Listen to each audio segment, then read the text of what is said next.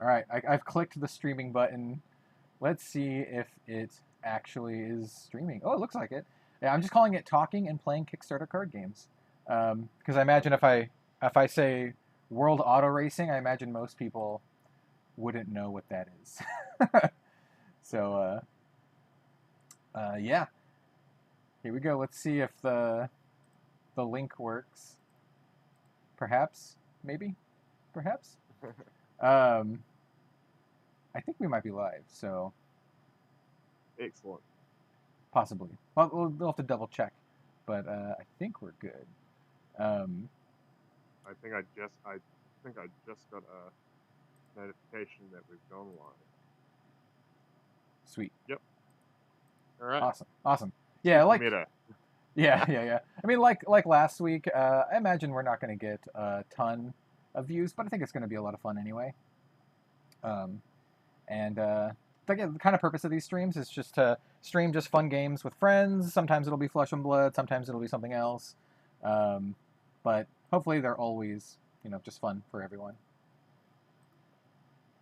Yeah, no, that's cool, man. I like, obviously we chat a fair amount during the week and stuff, and we're always, we talk a lot about FAB, but we talk a lot about a lot of other games as well. So yeah, I think it's cool to shine a light on some of these lesser known games, and of course we're at this year is the culmination of Kickstarter getting like Yeah, the really. absolute tsunami of Kickstarter games that got funded last year, all slowly, uh, um, you know, well, I say they're all slowly coming out. There's been a few hiccups along the way. There's been I don't know if you heard about I think it was Maelstrom. Yeah, Where Maelstrom was one of the. I heard a little where the bit, but guy faked his death, so he didn't have to like give any of the money back, and like the cops actually put out a thing. It was like, yeah, no, we've found him. Stop fucking calling us. He's not what? dead. But there's actually no real um, Kickstarter recourse to get your money back if they don't deliver, which is Yeah, buyer beware. there is. I do have a story about that actually, about not Maelstrom, but about a Kickstarter game that I backed that basically just never happened. They basically just ran away with the money, and it was a card game too. It was called Mana. Oh, what is it called? Mana Crest or something like that. And Right. it was a cool game, um, but yeah, they just kind of walked away with walked away with the money. Um, I'm trying to get a good thumbnail for this, by the way. I think we have a Final Fantasy thumbnail. I'm gonna swap it to the picture that I just shared on Twitter. Um, Fair enough. there we go. Save. I mean, as we started there, I don't want to say all Kickstarter is doom and gloom uh,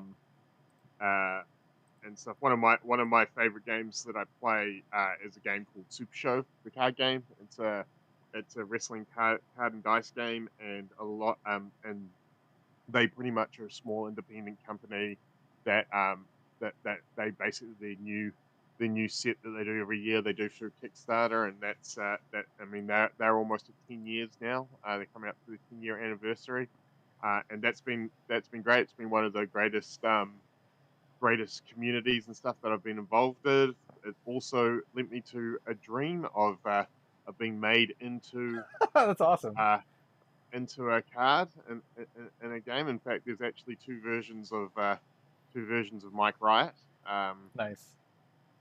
with different stat lines. And I was lucky enough that this year I won a competition where I got to create a new character, and it got to be in the 2-player starter deck that got released this year. So Nice. and that's just, I believe that's hit the shore of like the backers in the States. It's hit the shores there, and my copy should be coming out to me soon. So yeah, like not all Kickstarters doom and gloom, but there's definitely, I definitely think you should do your due diligence. Like if um, if the person that's creating it has never backed anything on Kickstarter and this is the first thing that they're doing on Kickstarter, maybe be a little bit more, wary of it. Yeah. Whereas, like, I know Steve Risk, who is the creator of Super Show. He's also a prolific backer of other people's projects and stuff like that. He is very active on Kickstarter and stuff like that, which gives you a nice sort of feeling for that they are there and they are wanting to do their best and they're not just there to scam you out of your money and stuff like that. Yeah. So first comment is from Jean-Francois. He says, hi from France. Beautiful playmat. Hey. Thank you. Hello, Jean-Francois from France. Yeah, I have a bunch of the Kickstarter things I have here that you either sent to me or I backed personally. Yeah, it's really interesting. There's a lot of these new Kickstarter games. Some of them that I have here haven't even popped up on Kickstarter yet, like Vanquishers, which is kind of like a sci-fi TCG. It reminds me a lot of like Halo, to be honest, like the designs. To big like heavy hitters like Sorcery here, which obviously I'm a big fan of Sorcery. I have many videos on my channel already, and they made like $4 million. But Sorcery is a little different because Sorcery is made by Eric Olafsson, someone who is already a prolific figure in the gaming industry. Like he was one of the founders of Grinding Gear Games in New Zealand, and made Path of Exile. So like a game coming from him, you're not guaranteed, but almost guaranteed that like you're gonna get something, and it's probably gonna be very, very high quality because it's from an industry veteran, not of card games, but of just gaming in general. And Eric is just like a big fan of card games in general, and then other stuff that I'm also a big fan of, like Grand Archive here, and then like some smaller stuff like this game Birthright, which hasn't come out yet, which is a pretty interesting trading card game. They sent me some stuff, and I've play tested a little bit. I think it's fun. It's a fun little card game. To things that like Amble Tournament, which is closer to what we're going to play today. Today we're going to play World Auto Racing. Amble Tournament's kind of like that in that it's just a box set. There's no booster packs. You just get the box set and you play it, and it's fun. And I think Runeslingers was another recent one that they were successful on their Kickstarter, I believe. I haven't not yet had time to play this, which is why I don't have a video. Why I'm showing everyone all this stuff is games like Birthright, Atlas here, which has a really cool like 1980s like vibe. It reminds me a lot of like a cyberpunk type vibe. The Shadowrun East. Yeah. So, yeah. I think these are anyway. I think these are interesting, and I'm going to be doing a big video going over all of this stuff in the future, kind of like a compilation video. I think Steven. Yeah, I mean, I've got a few things that I've recently got as well. Barista Cats, which is a card game. It's like a resource management card game, just really nice and fun, and it's just like the artwork caught my eye, and obviously, as many of you know, I am a barista in my daily life, and so this was more of a nice sort of card game that I could play with my partner. That she's not overly into collectible card games, but something like that was really cool. Also, I have of course D-Spirits, which just recently launched in that, and so this is another one that launched on Kickstarter. So this is the Kickstarter edition. But they're just about to launch in real life with their first edition that's going into stores and stuff like that. So this is one of the more successful of last year's Kickstarters, and of course this is done by Sterling Cartoons, who he is an animator as well, and as part of the Kickstarter campaign, they actually got enough money to put together to do like they're going to be doing a web series as well of animated web series to go along with it as well, which is kind of DM Ramada mentioned 7th Sea. What's really interesting about 7th Sea, and this is something that Ian might know because Ian is a old veteran like me, old TCG fart like me. 7th Sea is an old card game actually. It's been Yeah. around since the early 90s. They're actually rebooting it. And Yeah. the creators of the game reached out to me about it, and I need to get back to them. But it's something that I might be covering in the future as well. The That's reboot cool. of 7th Sea.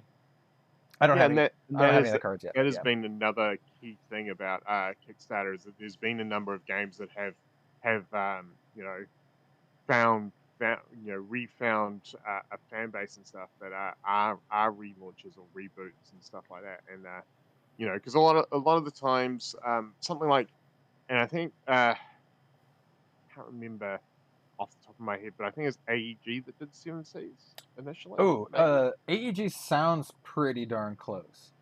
Yeah, and so often when you're sort of held to a company that you're just an IP in a list of IPs, sometimes if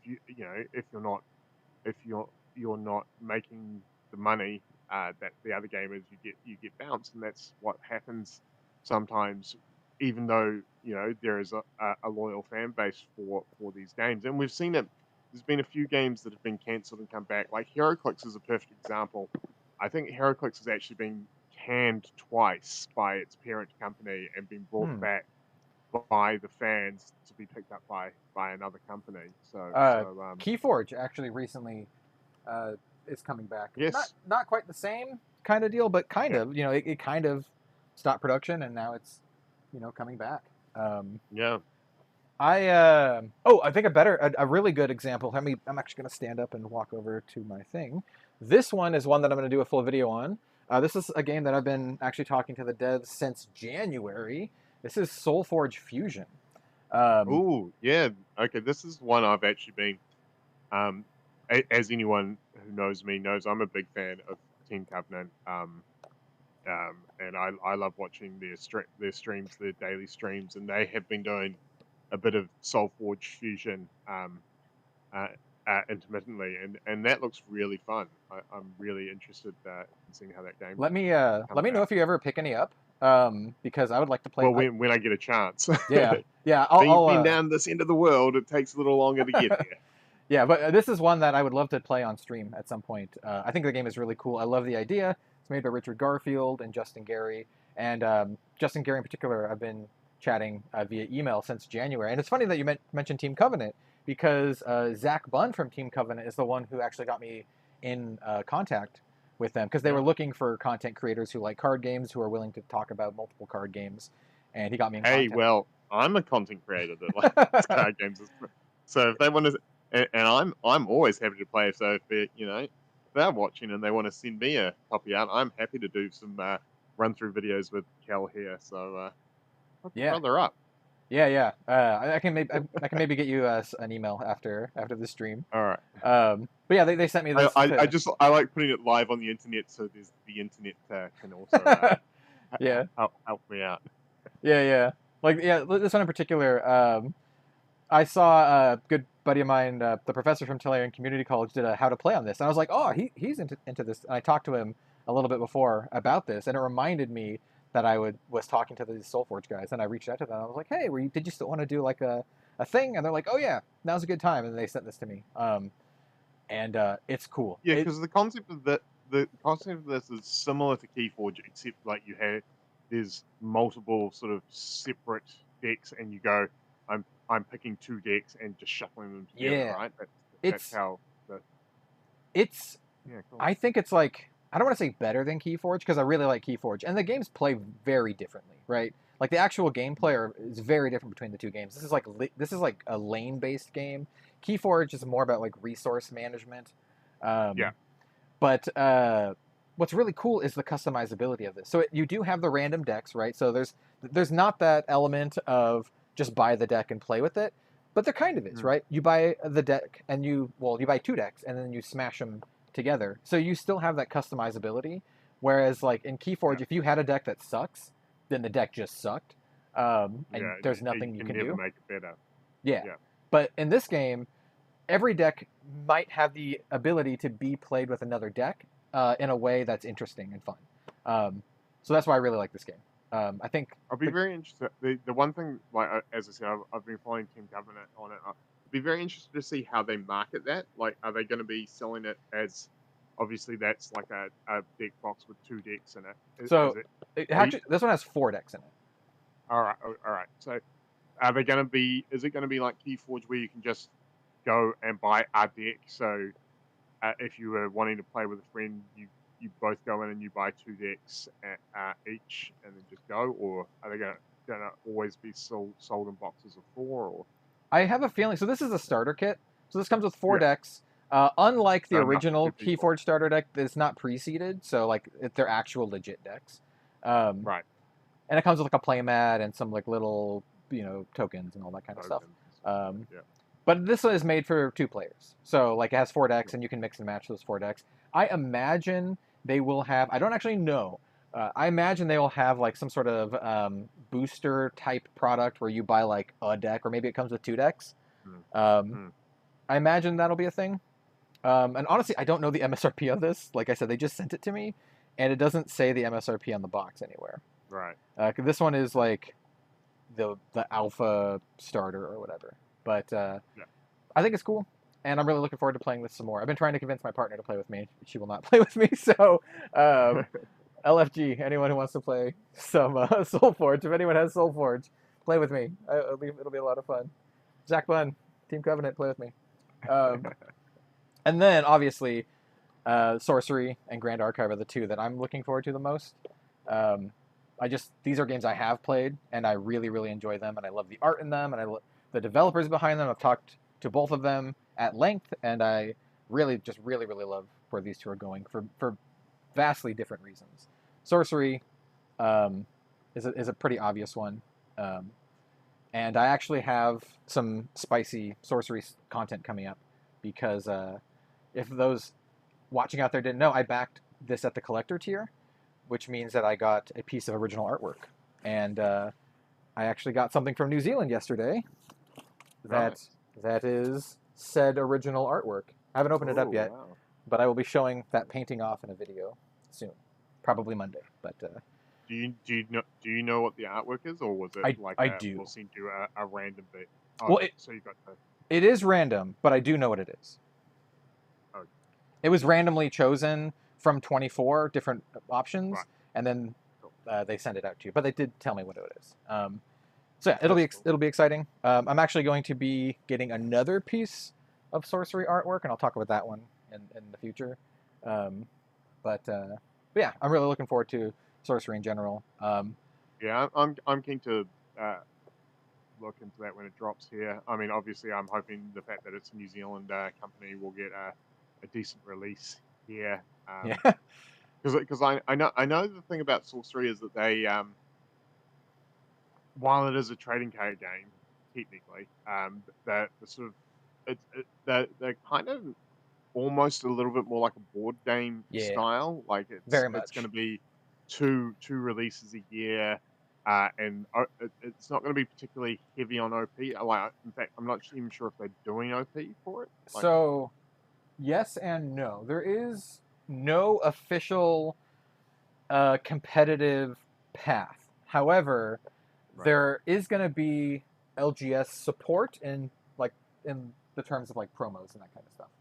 So there's like minimal OP for it, at least for now.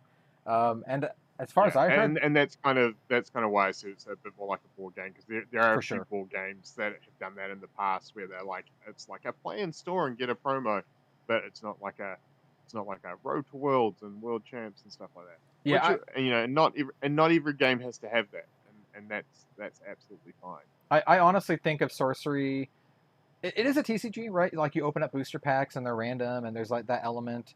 But like gameplay and release wise, it's like more like Arkham Horror, right? Where like only like a set comes out a year, and it's more of like this big board gamey experience rather than like a nuts and bolts competitive card game. And they design cards around flavor and not around like balance. So there's gonna be like big splashy busted things that happen like by design. I think it's really fun. This is, out of all the games, like Robin, my partner, has tested and played Grand Archive with me. She has tested and played Sorcery with me. The game that she is excited to play is Sorcery. Like this is the one that she will like open up booster packs with me, and then we'll play. And she's actually excited to like get it. Sorcery, I mean, Grand Archive, she'll play with me, but Grand Archive is more of a competitive card game. They want to have organized play. They actually just talked about that in their most recent update. They have a huge organized play thing set up. They're going to have their first big event next year in October in Dallas, Fort Worth. They're going to do a really interesting thing. They're going to have a player competitive circuit, but then they're going to do something new and kind of weird.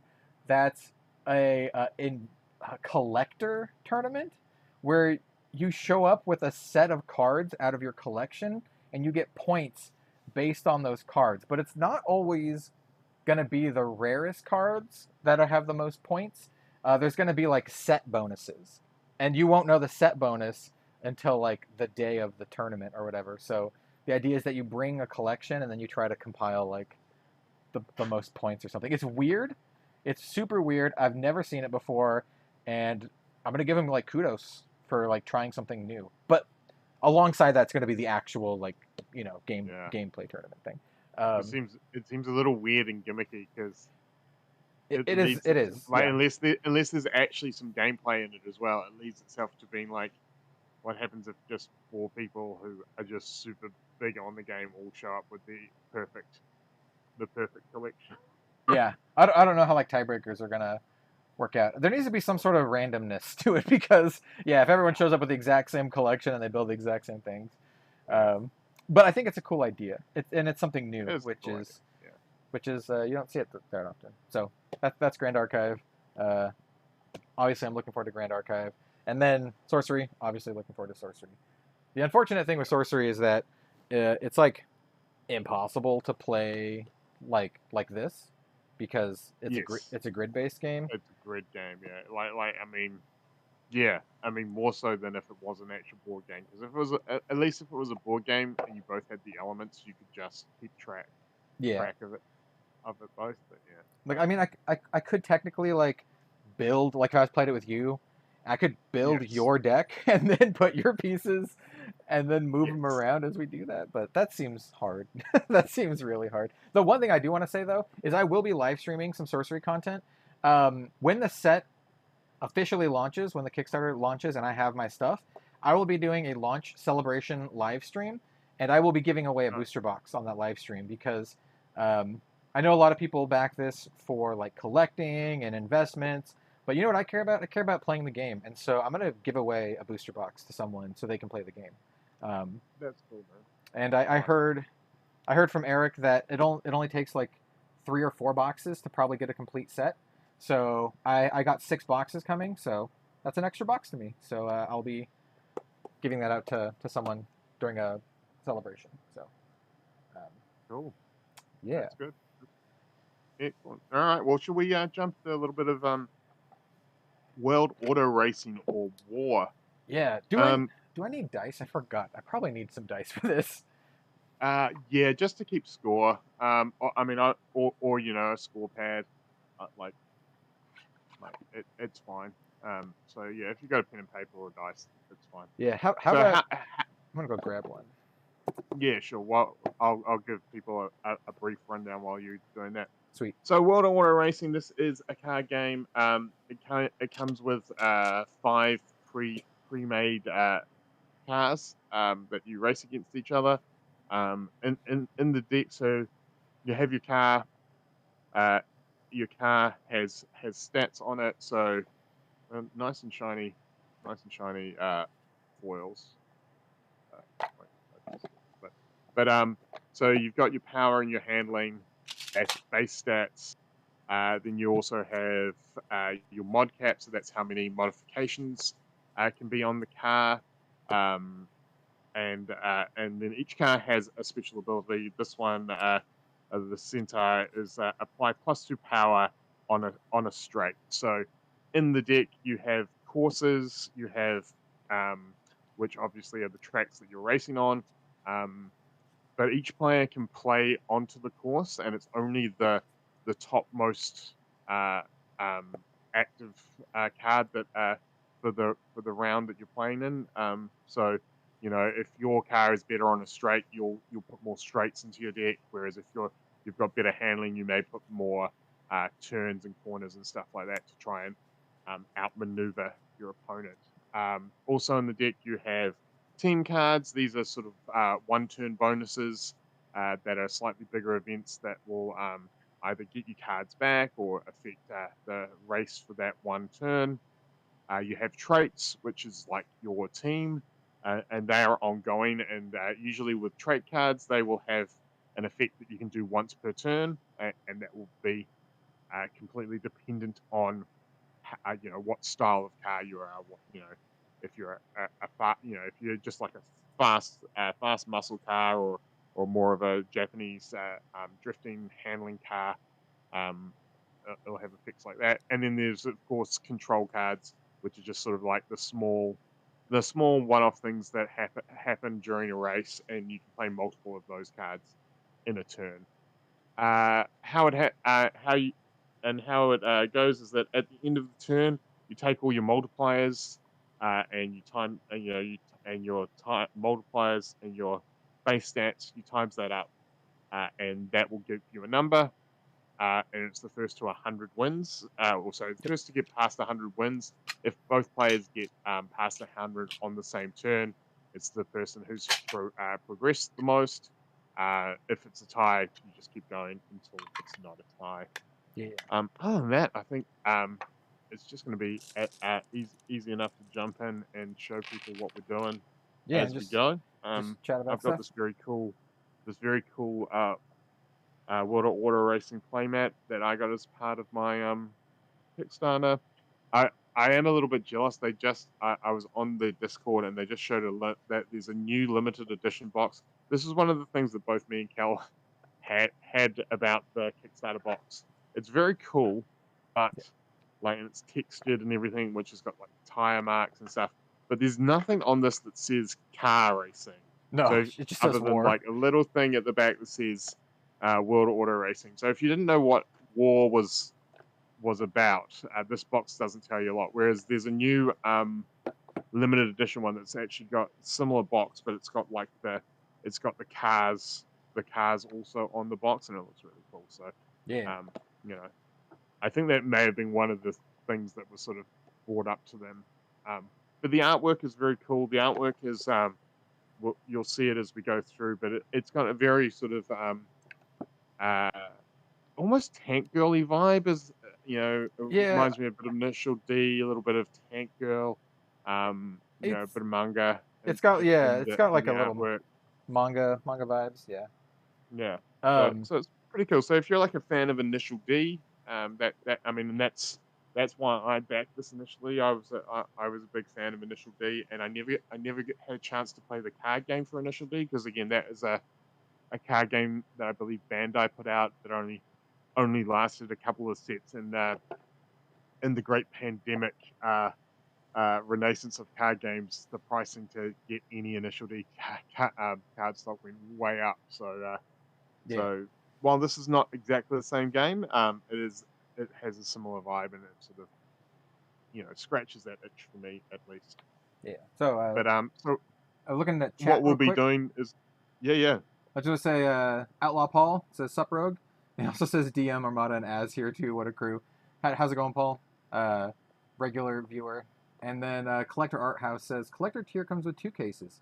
And I should have 12 boxes. Oh, there we go. Oh, I was going to say, I'm thinking about Grand Archive. I also have around 11 or 12 boxes from Grand Archive. I'll probably give away something from that as well. Looking forward to the painting reveal. Yeah, me too. Kel's going to need a bigger studio by the end of next year. Yeah, I mean, like I said, I have two all his bulk comments. in. Yeah, really. I did get another reveal another video I'll be doing soon is I did get a hand-drawn Shikishi from Livia Prima, the artist, Flesh and Blood artist. Well, she also does magic too, but that came in the mail recently too. So I'm gonna be showing the hand-drawn. Never heard of magic. Oh. Yeah, but she's the artist who did Prism, and I asked her to draw me a Prism, and she did, and it looks awesome. So. Just in time for it never to be used. Well, you can use Prism in Blitz and Ultimate Pit Fight. Oh yeah, not adult Prism, but yes, you can. Yeah. We were having a discussion about this. One of the guys at our armory was like, he swore that he could still play Young Prism and be semi-competitive in Classic Constructed until we pointed out, yeah, but you don't get a Luminaris. Yeah. Yeah, no, can't do it. Yeah, Luminaris is gone. All right, so which card do you want to play? I've narrowed it down to these three. All right. Well, I think we'll do a couple of races because it's not a particularly long game. So what have you got there? I've narrowed it down to these three. I have Yoru, Ghost, and Raven. And I think out of these three, the only one I have not played yet is Yoru, which has mod cap 0. So Yoru can't even play mods. So I imagine this is just all like, effect cards like crew and team cards and stuff. Cool. I'll tell you what, I was also looking at Ghost. So why don't we just take Ghost out of the equation? Okay. So that leaves Yoru and Raven for me. And then that leaves the R90 and the Centaur for me. So I'll go American Muscle, quarter mile, I'll go all Vin Diesel on it. I'll go full Tokyo Drift with the Yoru. All right. So you did say the rules, but I'll have to remember the actual order of play. Well, luckily we get these nice cheat sheet double-sided cards that will keep us honest. If you know this game and we do anything wrong, just jump in and say it. I've played a little bit. Me and Kel played a little bit when we first got it, but it's been a hot minute since we played any. So I'll just give you the rundown of my card. It's got 4 power, 2 handling, mod cap 3, and my ability is apply +2 power on a straight. So yeah, quarter mile at a time. I'm sure, if I'm not mistaken, I definitely have NOS in this. This bad boy. So mine, Yoru, 5-star power and 1 handling, has mod cap 0, but it says when you apply an increase to power from a control or team card, you get an additional +1. So I get +1 to all power bonuses from team cards and controls. Yeah. So it's all about power. So as we said, these are all pre-constructed decks that we're playing with, but you can obviously customize the decks and stuff like that. I did back at a level where I have a second box, and I have been very tempted to keep. I haven't opened the second box yet, but I'm sort of tempted to keep like the stock cars as they are and open the second box and do a little bit of deck building in this. I actually think this would be a very cool game with deck building, and I do know that they are looking at coming out with another set with some more cars and stuff, which would be cool. Yeah. And last weekend I actually got to play this for the first time with 3 players, and that was a lot of fun. Like as you'll see, it's a very fun multi 1-on-1, but multiplayer definitely is a lot of fun. They're alrighty. For those just like watching or joining or haven't paying a lot of attention, basically we try to get points. It's a game about racing, but at the end of the day, we try to get more points than our opponent. We're trying to get to 100 points. The power and handling on your card, they both count for the same number of points, right? But there are cards that are like, make your opponent's power 0 this turn or whatever. Yeah. There's also, so basically you have stats bonuses, and then the court whatever course you're running on will have a multiplier. So you do all your pluses and minuses on the bonuses, and then you will multiply. Then you will multiply it after you've done that, and a number of the multipliers are multiplier 0. So that's why you have power and handling. So as said, on corners you're probably not going to get as much power, and on straights you're probably not going to get as much bonus on the handling. Yeah. Multiplier. So we start with 5 cards, and we do get 1 mulligan, I believe. Yeah, it's like a full mulligan. It's just heat all 5 and then redraw. Let me see. I'm gonna go over the rules again real quick. Yep. Action. Take turns in racing order, making a single action. Drivers may play one of each of the following per round: condition, course, mod, team, and trait. Drivers may play any number of control cards. Yeah, so controls are the ones you can do any number. and Draw card. and it's the classic Okay. example of that. I do something, you do something Yeah. until someone passes. Once you pass, you can't come back in and do anything more. But your opponent can just keep playing cards out until they pass themselves. Yeah, and what's great about this, and this is something I think the hallmark of a truly great game these days, is that you draw more than one card a turn. So at the end of your turn, you draw a card, and Well, then you can. you draw a card, and then if you have fewer than 5, you draw until you have 5. So you always have at least a 5-card hand, which is great. So you're kind of incentivized to play it all out if you can, because then you can draw up Yes to and no 5. though, because the other thing too is that once you have run out of deck, however, you're out of gas, and so you have to be careful at fully dumping your whole hand, because you might get out to like, it's that classic thing of that if you get out to a lead but you're churning through your deck, you may actually run out of gas before the finish line. So yeah, it is a thing about controlling what you do and how much you do. Now with the mulligan, I can't remember if it's a shuffle or if it's a put on the bottom. It says shuffle. You may shuffle back those 5 cards and then redraw. That's what it says. I am going to do that. And then for beverages purposes, for those out there, I do have a nice. This is actually just an iced tea. It's just green tea, but it's in a House of Blues mason jar. Anyone who's been to House of Blues, it's a pretty good restaurant. Was that a purchased House of Blues mason jar or a acquired House of Blues mason jar? I got it from the House of Blues. Yeah. That's not what I asked. I think it came with what I bought, so I guess I bought it technically. Right. Yeah, I didn't buy it from like a gift shop or something. It just came with my Right. meal. I got a really good it was like a Chipotle turkey sandwich thing. It's pretty good. There's before the earthquakes in Christchurch, there was a really famous bar in the old arts centre in Christchurch called the Ducks Deluxe, and they didn't sell their glasses. But if you lived in Christchurch, there are a lot of flats that had Ducks Deluxe pint glasses. No, this one came with it. Like I didn't Right. take it. I didn't take it. Yeah. Right. And far less flash. I'm drinking no sugar Gatorade. Admittedly, though, the difference being that it is 11:30 in the morning here. So yeah, well, it's like 4:30 here. So, well, except you're like a full day ahead. Yes, Yeah, it's 11:30 Sunday here. Yeah, 4:30 Saturday here. I'm not gonna mulligan. I'm just gonna keep my hand. Alrighty. Do you want to call odds or evens to see who goes first? Oh, let's do odds.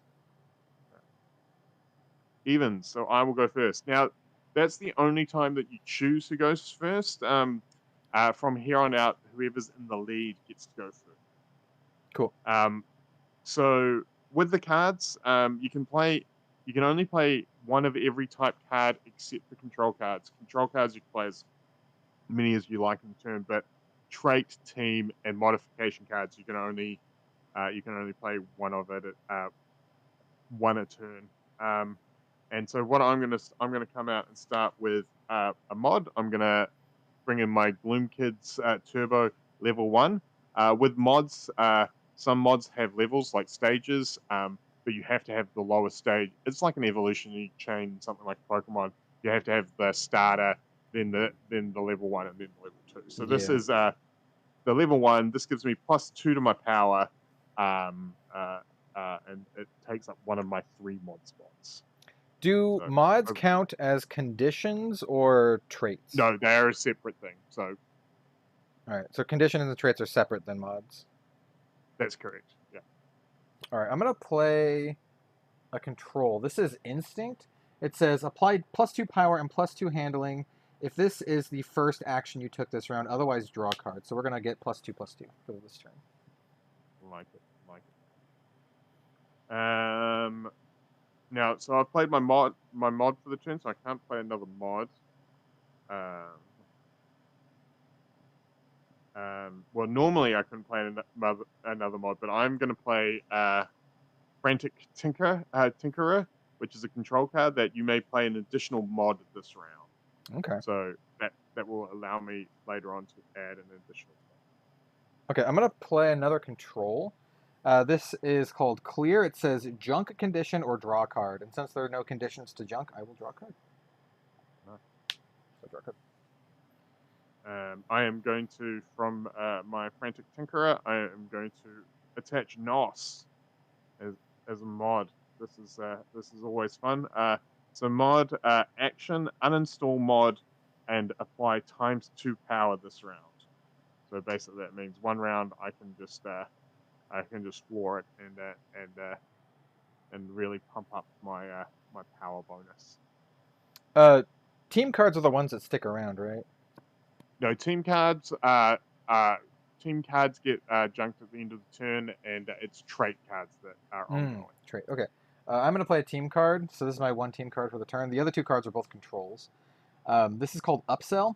It says discard a card, search your garage for a card of the same type, reveal it, put it in your hand, and shuffle. So I'm going to discard this control card and go search for another control card. Now this might take a minute because I don't know the names of the cards in the deck. What does this do? This seems good. Oh, but it doesn't help because you're not ahead of me yet. Ooh. But you can get it to have it in your card and in your hand for the next turn. What's your current? Inevitably, I will be ahead of you. What's your current power? We'll see about that. My current power with my mod is 6. Okay, I'm gonna take this card called Misfire. I have to reveal it, right? Yeah, reveal it. So Misfire says control apply -4 power to any card this round. So that's the card that I searched for.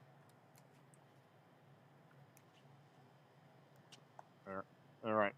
My turn. I am going to play DIY, and this card is a control card. It says draw a card for each of your active mods, and then discard a card. So I have 2 active mods. So I draw 2 cards and discard 1.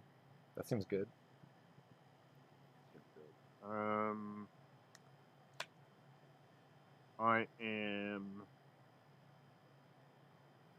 I'm going to discard this Gloom Kids Turbo Level 3. Mm-hmm. I'm just going to play that control that I searched for to give you -4 power this turn. All right. Or round this round. This round. I'll show that with a red for minus. All right. I am going to pass. You're going to pass? Nothing else I want. Yeah, I've got nothing else I want to do. Cool. So after you pass, you can't play again, right? I can't play again for this turn. That's good. Cool. So this is a great time for me to play my course here. So we are now on a straightaway. So straightaway applies ×2 power and ×1 handling. Yeah. And I also get an additional +2 power for being on a straight. So you've played into my hands.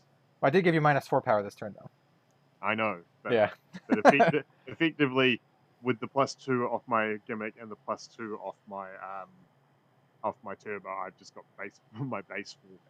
yeah. But I have a really high power. So let me see. Do I want to pay my final card? No. Okay. So now we have the progress phase, which is this is the one where we add everything up. That is correct. Okay. So I have, as I said, I have +2 from my turbo. I have +2 from it being a straight. So my power would have been 8, but then -4 that you gave me. So my power is 4. Nothing new on my handling. So my handling is 2.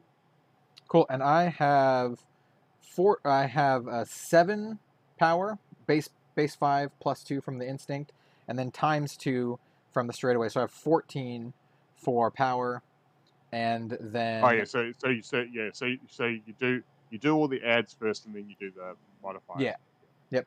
Um, So, so what was the strength modifier? You said it's ×2. yeah, it's a ×2 multiplier. Yeah.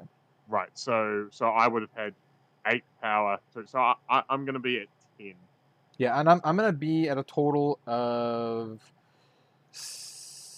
Oh no, actually, a little bit higher than that. I'm gonna be at 5, 6, 7 times 2 is 14, and then I have for handling it is just 1 plus 2, so 17. All right. So I got 17 that round. It's a pretty good way to start. And then the courses stick around until they're replaced. Some of them do. Some of them will get junked at the end of the turn. But this one does stick around. So all our control cards go to the graveyards. Yep. Our team cards as well. Then I will not. I've only got 2. I will not discard this card. I do, and then I will also not discard. So I will drop to 5. Yep, and I will also drop to 5. You are now in the lead, so feel free to yeah. I'm gonna play a trait for this turn. So traits are the ones that stick around. This one says trait, and then I can do an action to discard 2 cards to take this action to draw a card. So I can basically discard 2 to draw 1. So it's called hustling. Hustling. Every hustling. day I'm hustling. What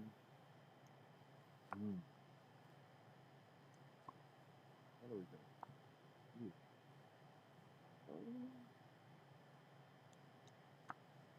So I'm going to play Silver Spoon, which is my trait. Where my guy looking through the thing, and it says discard a mod to take an action. Search your garage for a mod of the same subtype as the discarded mod. Reveal it and put it into your hand. Then shuffle your garage. Garage in this context is your deck. So, so the deck is the garage, and your graveyard is the junkyard. Yeah. And traits, they stay around. Yep. I am going to be very mean, and then on my turn, I'm going to play Intimidate, which says control junk up to 1 trait. If you have an active trait, draw a card. So I would like to junk your trait and then draw 1 because I have a trait. Oh, so you junk my trait? Yeah, just junk your trait and then I get to draw a card. Well, nasty. I'm intimidating. Except not the way that Flesh and Blood players know. Well, I am then going to play my 1 mod for the turn. I'm going to play Misfits Weight Reduction. I love this. As you'll see as we play it, she just keeps taking more and more stuff out of the car. So mod apply +1 power +1 hand. Okay. And that means I am at my mod cap of 3. So okay. While I can't add any new mods to my car, I can upgrade both turbo and weight reduction. Okay, I'm gonna play a card that I probably should have played before the Intimidate. Now that I read it, but as would say, hey ho. This is all the tricks. This is a team card, so this is my 1 team card for the turn. I guess I should keep this out because I played it earlier. Intimidate. Yeah. It doesn't get cleared until the end of the turn. Yeah, which is why maybe it doesn't matter. In other games it would matter, but maybe the order doesn't matter here. It says all the tricks, team, apply +1 power and +1 handling for each control card you play this round. Do you think that counts the one that I already played or no? Yeah. Okay. Because it's for the round. Okay, I believe that will check at the end of the round. Okay, cool. So yeah, when you're doing the progress calculation. Cool. Yeah. So that's my team card for the turn.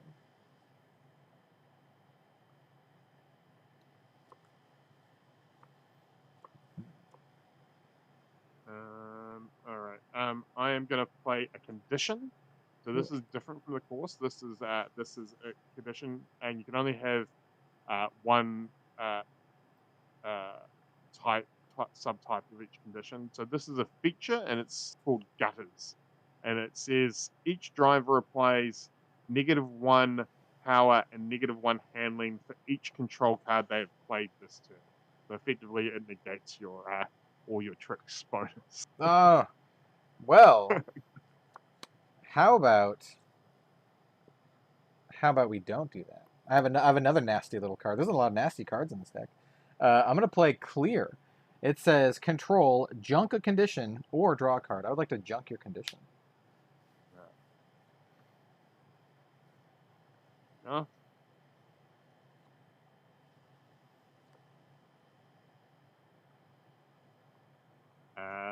I'm going to use my Pit Crew team ability, which Pit Crew there. It's search your garage for a mod, reveal it, and put it into your hand and shuffle your garage. So Sweet. do that now.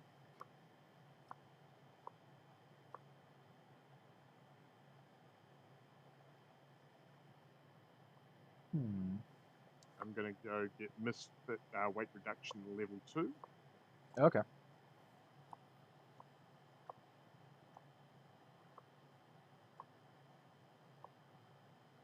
Over to you. I'm not going to do this, but I'm curious. I played the trait. Can I use the trait on the same turn? Yes. Yeah. Okay. You can only use it once. Okay. I'm not going to do it. I do have 2 cards in my hand, so I could, but I think I'd rather play the cards in my hand to get that bonus from all the tricks here. So yeah, this card's kind of pointless, I guess, unless you destroy my course this turn, which in case it would be pointless. So this is shortcut. It's control. It says this round you may apply any course modifiers from any inactive course or a course in a junkyard during the progress step instead of the active course. So if you somehow just junk my course, I can still get the bonus for it. Yeah. I feel like you're trying to get ahead of me. I think now is the time. This could be the terrible point in the movie where the uneducated driver hits the NOS too hard, but I think I am going to cap NOS this turn. I also realized I should have gotten more points the first turn because I didn't realize my ability gives me +1 power when I get pumps, but that's okay. Right. I'll calculate that properly this time. I should be, I don't know, a little bit higher. That's okay. All right. Over to you. Okay. I pass. Yeah, I pass. I too will pass. Okay, cool. Alrighty. So let's have a look. See. So I am getting +2 from it being straight, +2 from my mod. So that's +4 on, and then also +1 from the weight reduction. So that's +5 power, +1 to handling. I also will get to add an additional ×2 to my power this turn. Playtime TCG says, how is this game? I like cars and I like TCG, so I almost kickstarted it. It's fun. It's not a TCG. It's just a card game, but it's a lot of fun, and they are local to me. They're actually from Portland, Oregon, which I thought was kind of fun. Nice. Like not just local, but like literally from my city. So I believe with the NOS here that I timed my base before I then ×2 it off the straightaway. So that means I'm gonna be 10 power, and then I'll get to times that by 2. So that's 20 power and 3 handling. So that's an additional 23. So that takes me to 30. Yeah, I think you're right.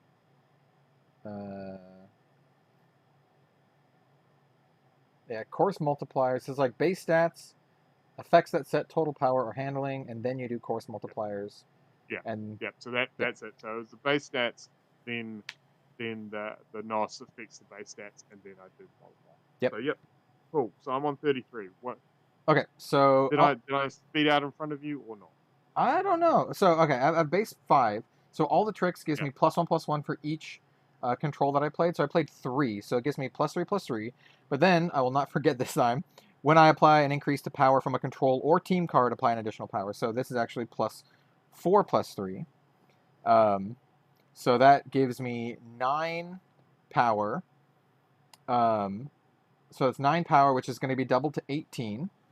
Then I have the additional 4 handling, so 18. So I have 22. So I'm going to be getting 22 this turn. So let me add that up. So you go to 39.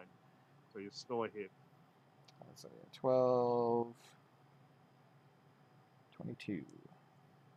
I can just actually do it this way. Yep. Alrighty. I am going to choose to at the scrap phase. I am going to choose to scrap a card because it's just another copy of my level 1 mod, and then with only 1 card in hand, I will draw up to 5. This is an interesting card. I'm going to keep it in my hand because it's weird. Yeah, I'm going to keep it. So I'll keep the 1 card and draw 4 up to 5.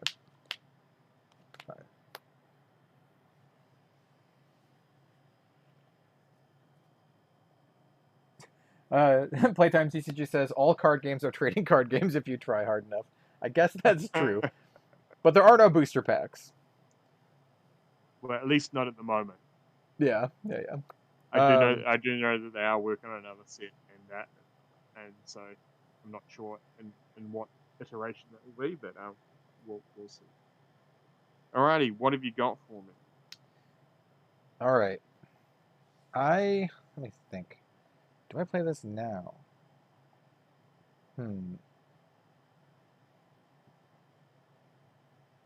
Interesting. Okay. Yeah, I think I'm just going to play this now because it sets me up for something nice in the future. This is a weird card. I'm going to do it. It's called Red Flag. This is a team card. And it says, Red Flag can't be played if you did not gain progress last round, which I did. All players skip progress this round, which means no one gains any points this round. And then it says, check, after the scrap step, each driver may return any cards from their junkyard to their hand until they have 6 cards in hand. So you can, at the end of the turn, basically you can get any amount from your bin back to your hand up to 6. Wow, alright. That's interesting. I am, in that case, I am going to play... This actually plays into your hands, annoyingly. But I'm going to play... I'm going to play a team card, Momentary Lapse. Let's see the great artwork on that. Each player discards 2 cards. Oh, okay. I will discard. That may play into your hands a little bit. But, I'll discard these 2 courses. I have a straightaway and a long straight. I'll discard both of them. I'm going to discard these 2 mods.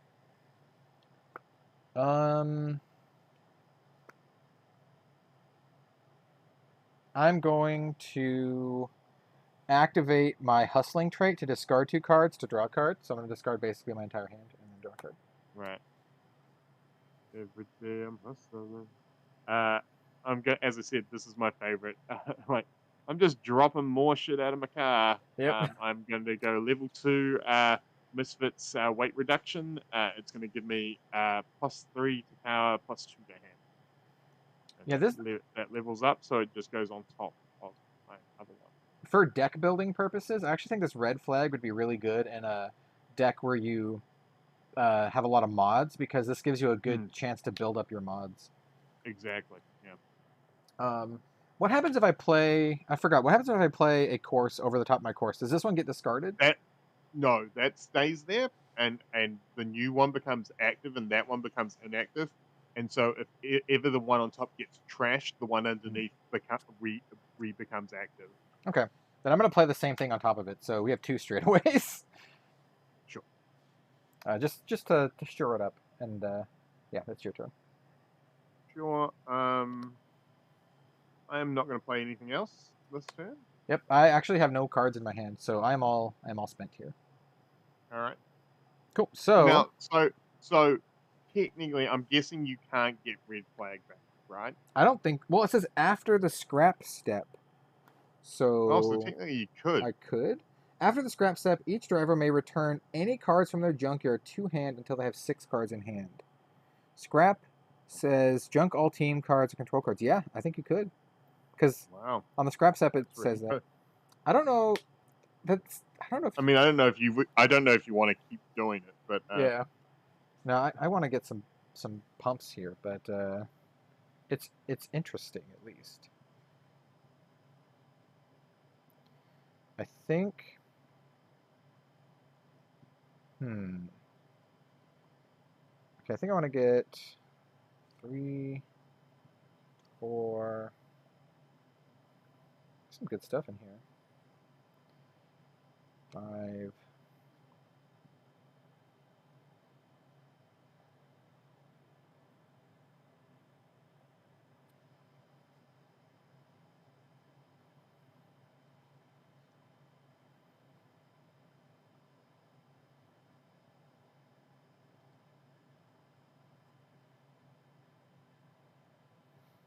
Hmm.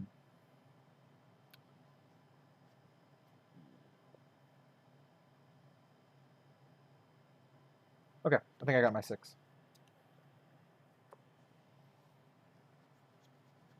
Yep, got my 6 here. yeah, yeah, I got my 6. Okay, sweet.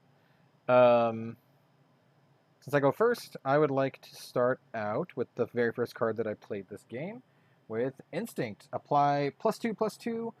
If this is the first action you took this round, otherwise draw cards. I'm gonna give myself +2/+2 for this round. All right. Now, can you tell me just since it is public information in your junkyard there is intimidate there, or did you take it back? Okay, well there is an Intimidate here. However, I would like to remind you that I discarded one at one point as well. Yeah. Yeah, yeah. I All right. may I may So have taken multiple. with that being said, I'm going to play Frantic Tinkerer, which allows me to play a second mod this Okay. turn. I will play all the tricks, so I get +1/+1 for each control that I play this turn. Sure. I will.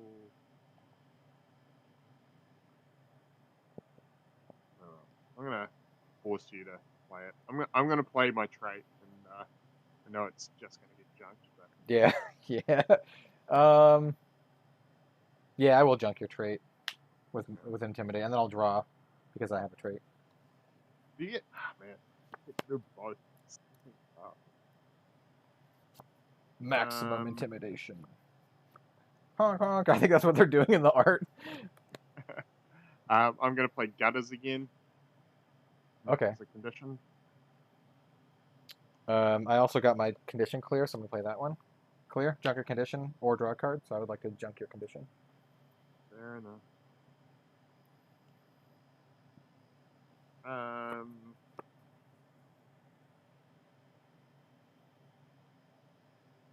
I am going to DIY and draw 2 cards, and then discard one for each mod I have. Mm-hmm.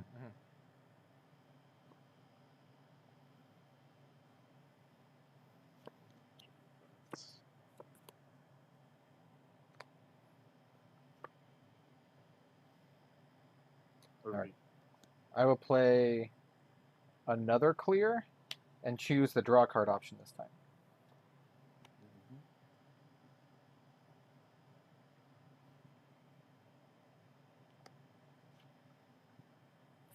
I'm going to play Glim Kids Turbo Kit 2. This has an ability that gives me +4 to power, and also a check when you play it. When you install this mod, you may ignore the effect of an active condition this round. since you got rid of the 80 conditions, it doesn't even matter. Yeah. I'm going to play another clear and choose the draw card.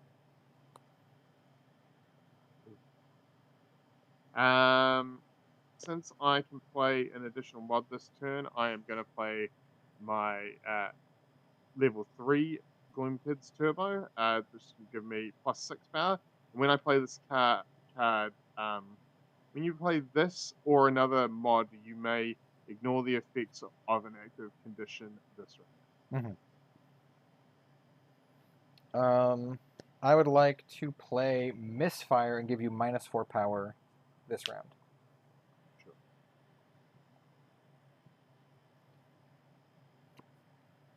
I'm gonna pass. I'm gonna activate Hustling and discard these 2 cards in my hand to draw a card. That's what I draw. Yeah, it's back to you. Yep, and then I will play another Instinct. It's +2/+2. If this is the first card I drew this round, otherwise draw a card, so I will draw a card.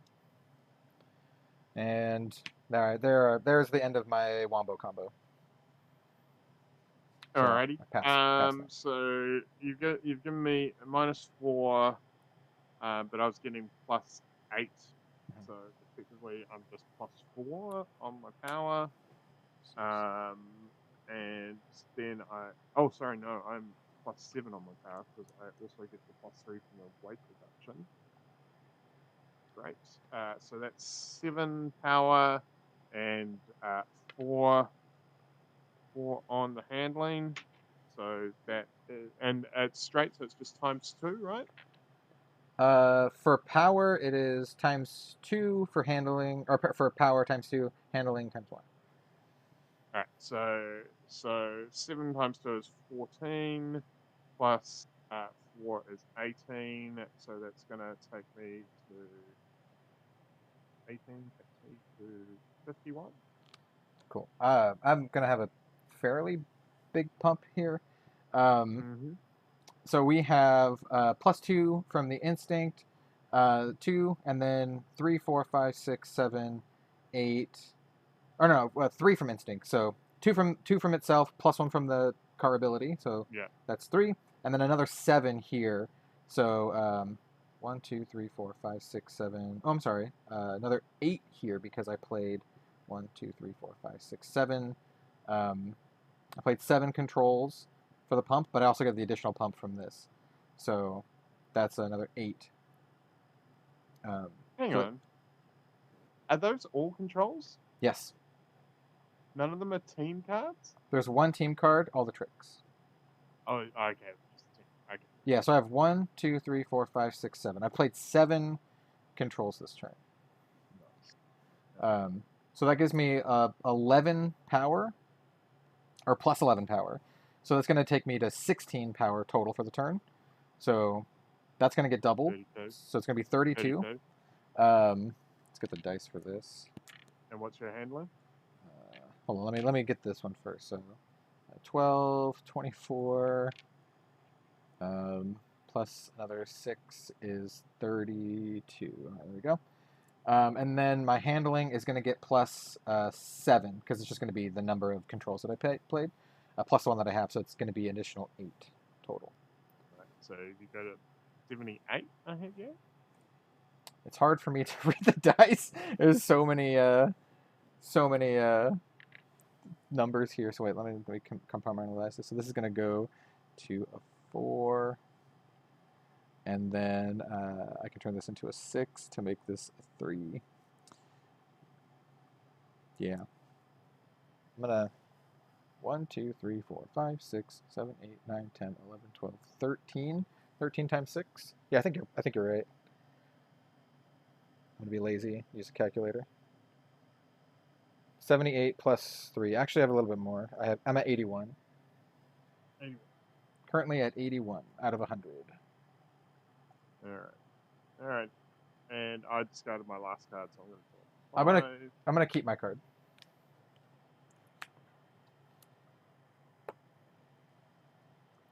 Yeah. So this is the Wombo combo deck. It's not the It's not the build up.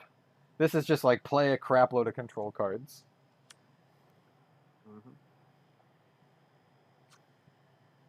Oh, and then I drop to 5, 3, 4, 5. Okay. Ooh, there's some stuff I haven't seen yet.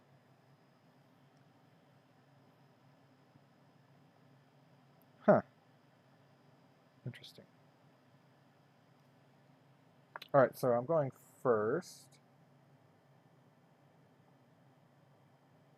Weird. Okay. Hmm.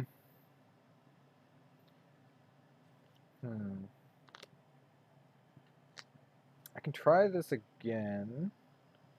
I think I should just try this again. I'm gonna play another red flag.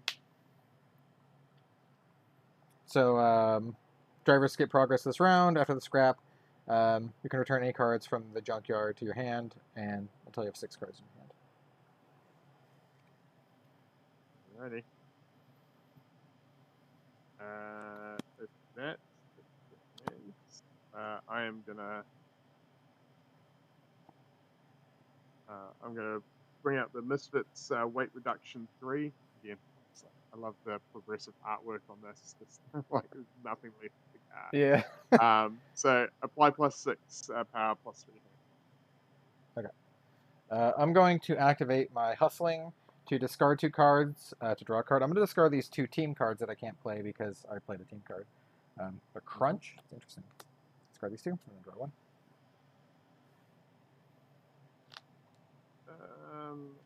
I am going to put in the condition uphill. Not that it matters because there's no progress this turn, and it's going to be scrapped in turn. So that's fine.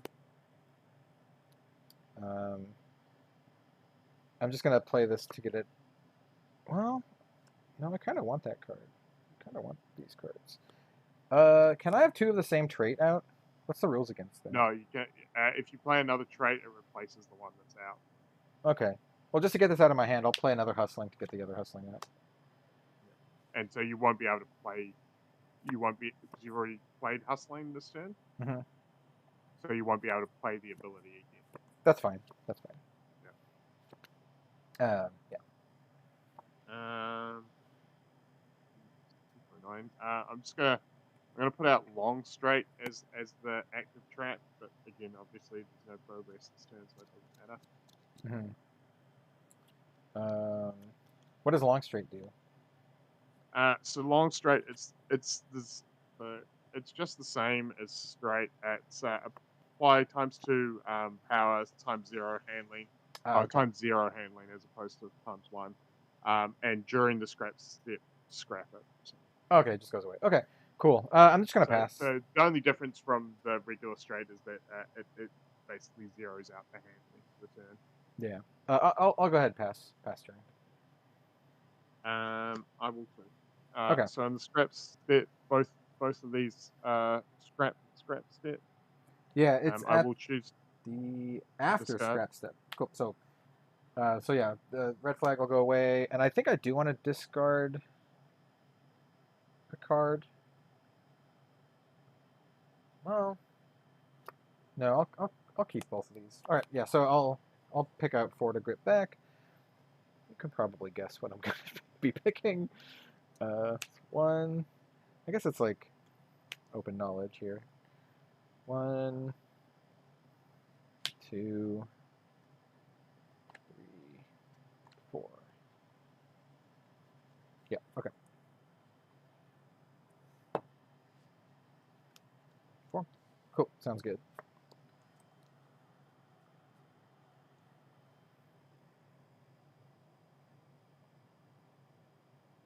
Huh.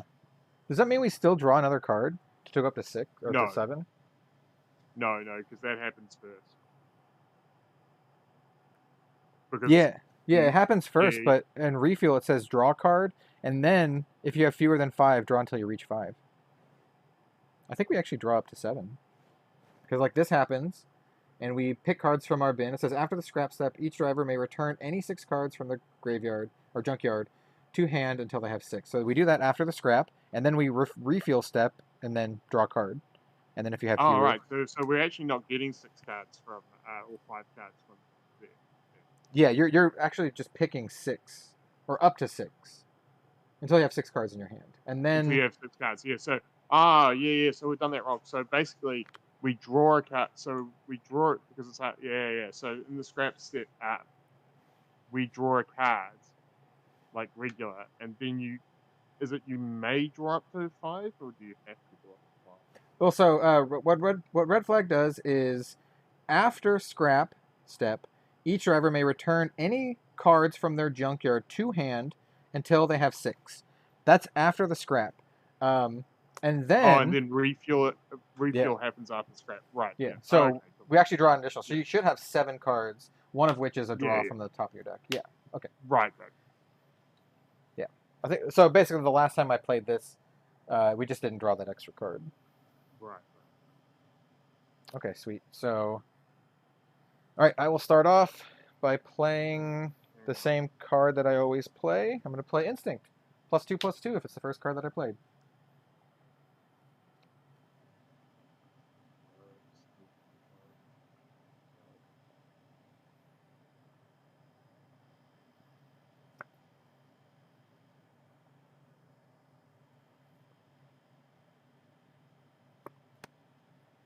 Yeah, okay, cool. Mine? Yeah. I'm going to play Momentary Lapse. We both discard 2 cards. Oh, no, that's actually bad. Okay, I'll discard Shortcut and Loot and... Well, do I want Loot and Skew?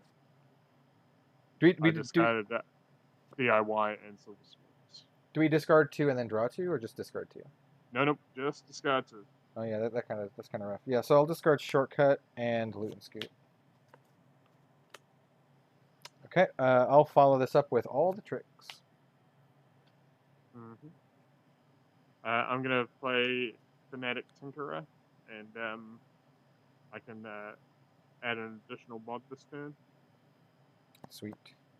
I'll play Misfire, -4 to your power this turn. Or I'm going to equip a NOS.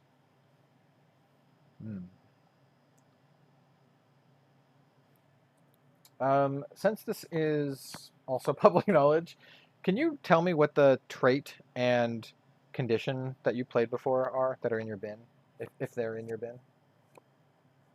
The trait, Silver Spoon is the trait, and it is discard a mod, take an action, search your garage for a mod of the same subtype as the discarded mod, reveal it and put it into your hand, shuffle your garage. And what was the other thing that you wanted? Condition? Oh yeah, the condition was I'll go Uphill, which was last turn, which reduce handling of each card to its base before applying multipliers. Okay. And then the other one is each driver applies -1 power, -1 handling for each control card they have played this round. Ah, okay. That's a bad one. That is a bad one. All right. So it's my go, right? It is your go. I will just play this Intimidate with no effect. It says junk up to 1 trait. If you have an active trait, draw a card. Oh, I guess I got to draw a card. So I will choose not to junk up. It says junk up to 1 trait, so I will not junk any traits, but I will draw a card because I do have an active trait. I'm going to choose to activate this NOS, which gives me ×2 my power this turn. Sweet. Let me think. I'm at 81. I just need to get 19 more to win. 2, 3, 6.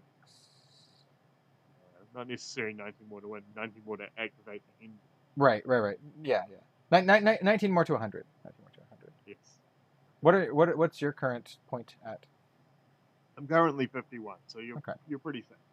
You need to get a huge turn. I'm deciding whether I should pass or not here. I guess it doesn't matter because if I pass and you have the card, then you just play the card, and you give me the things. So the best case scenario is I just play the clear and choose the draw card mode. So play clear, It says junker condition or draw a card. I'll choose the draw card. Looks like I can play a second mod this turn. I'm going to play a second Bolognese. All right. I'm gonna play. I might go boom. I'm gonna play Instinct. +2/+2 if it's the first card. Otherwise, draw a card. So I'll choose the draw card. All right. Holy crap. I'm going to activate my second Bolognese. Oh my god. I actually have mods in this deck, even though I have mod cap 0. I'm gonna play super soft tires. Yeah, because tires don't. Tires, while being a mod, they actually don't. They don't apply to the mod cap because obviously every card has 4 tires. Yeah. So I got some tires rocking on here. All right. You've got 1 card in hand. I have 1 card. Yeah.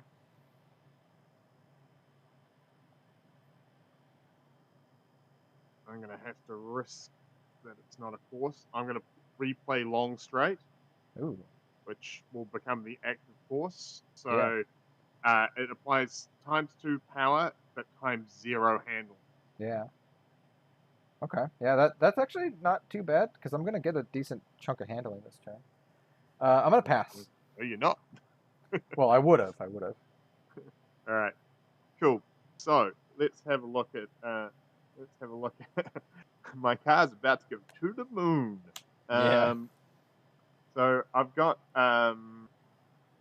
12 +12 from my mods for handling, +14 with my car's ability, minus the 4 from misfire. So that is 10 times by 2 to 20 from the first NOS, times 2 to 40 from the second NOS, then times 2 from the long straight to 60. That's a lot. Okay. To the moon! That's a lot. So that takes me to 111. Okay, I think I still win. But yeah, I think you might. But it's actually close because it's close. you get no handling. Yeah, so I think I get. Wait, what's your total at? 111. Oh my god, I think we might be tied. Okay, so let me just double check this. So instinct gives me +2/+2, but the other 2 doesn't matter. So it gives me +2, and then an additional 1 from the ability. So this is 3, and then from all the tricks 3, 4, 5, 6, 7, 8, 9. Because you get an additional +1, so that's 9, 10, 11, so another +2. So that's a base 11 bonus, plus the 5 from my car takes it up to 16, and then 16 times 2, so it's 32. 32. I think I win by like a couple points. So it's 81. 81 plus 32 takes me to 113. Oh, so close. Yeah, that was really close. Hilarious. Yeah. that double NOS, man. Yeah, man. It go boom. Yeah, you did go boom. All right. That was a lot closer than I thought because you were so far behind. I was like, oh, I got you here. Yeah. Well, that's why I said when you said I only need 19 to win, I was like, you only need 19 to get into the end game because I'm gonna get past 100 this turn as well. Yeah. Because the thing is, when you played that second red flag, it allowed me because I kept 1 NOS, and it allowed me to get Tinkerer, which allows me to play 2 mods and the second NOS. So I was like, well, I know it's going to be a big turn. It's just if it's going to be big enough, which it was just underdone. Yeah, that course helped a lot too because I would have gotten an additional 1, 2, 3, 4, 5. Just an additional. Because I also got that course back because I was like, I can't let you have your handling as well, or you just run away with it. Yeah, my last card in my hand was another all the tricks, which is I think without all the tricks, you don't really get that much of a bonus this deck. No, you really need this kind of setup here. And the thing was, the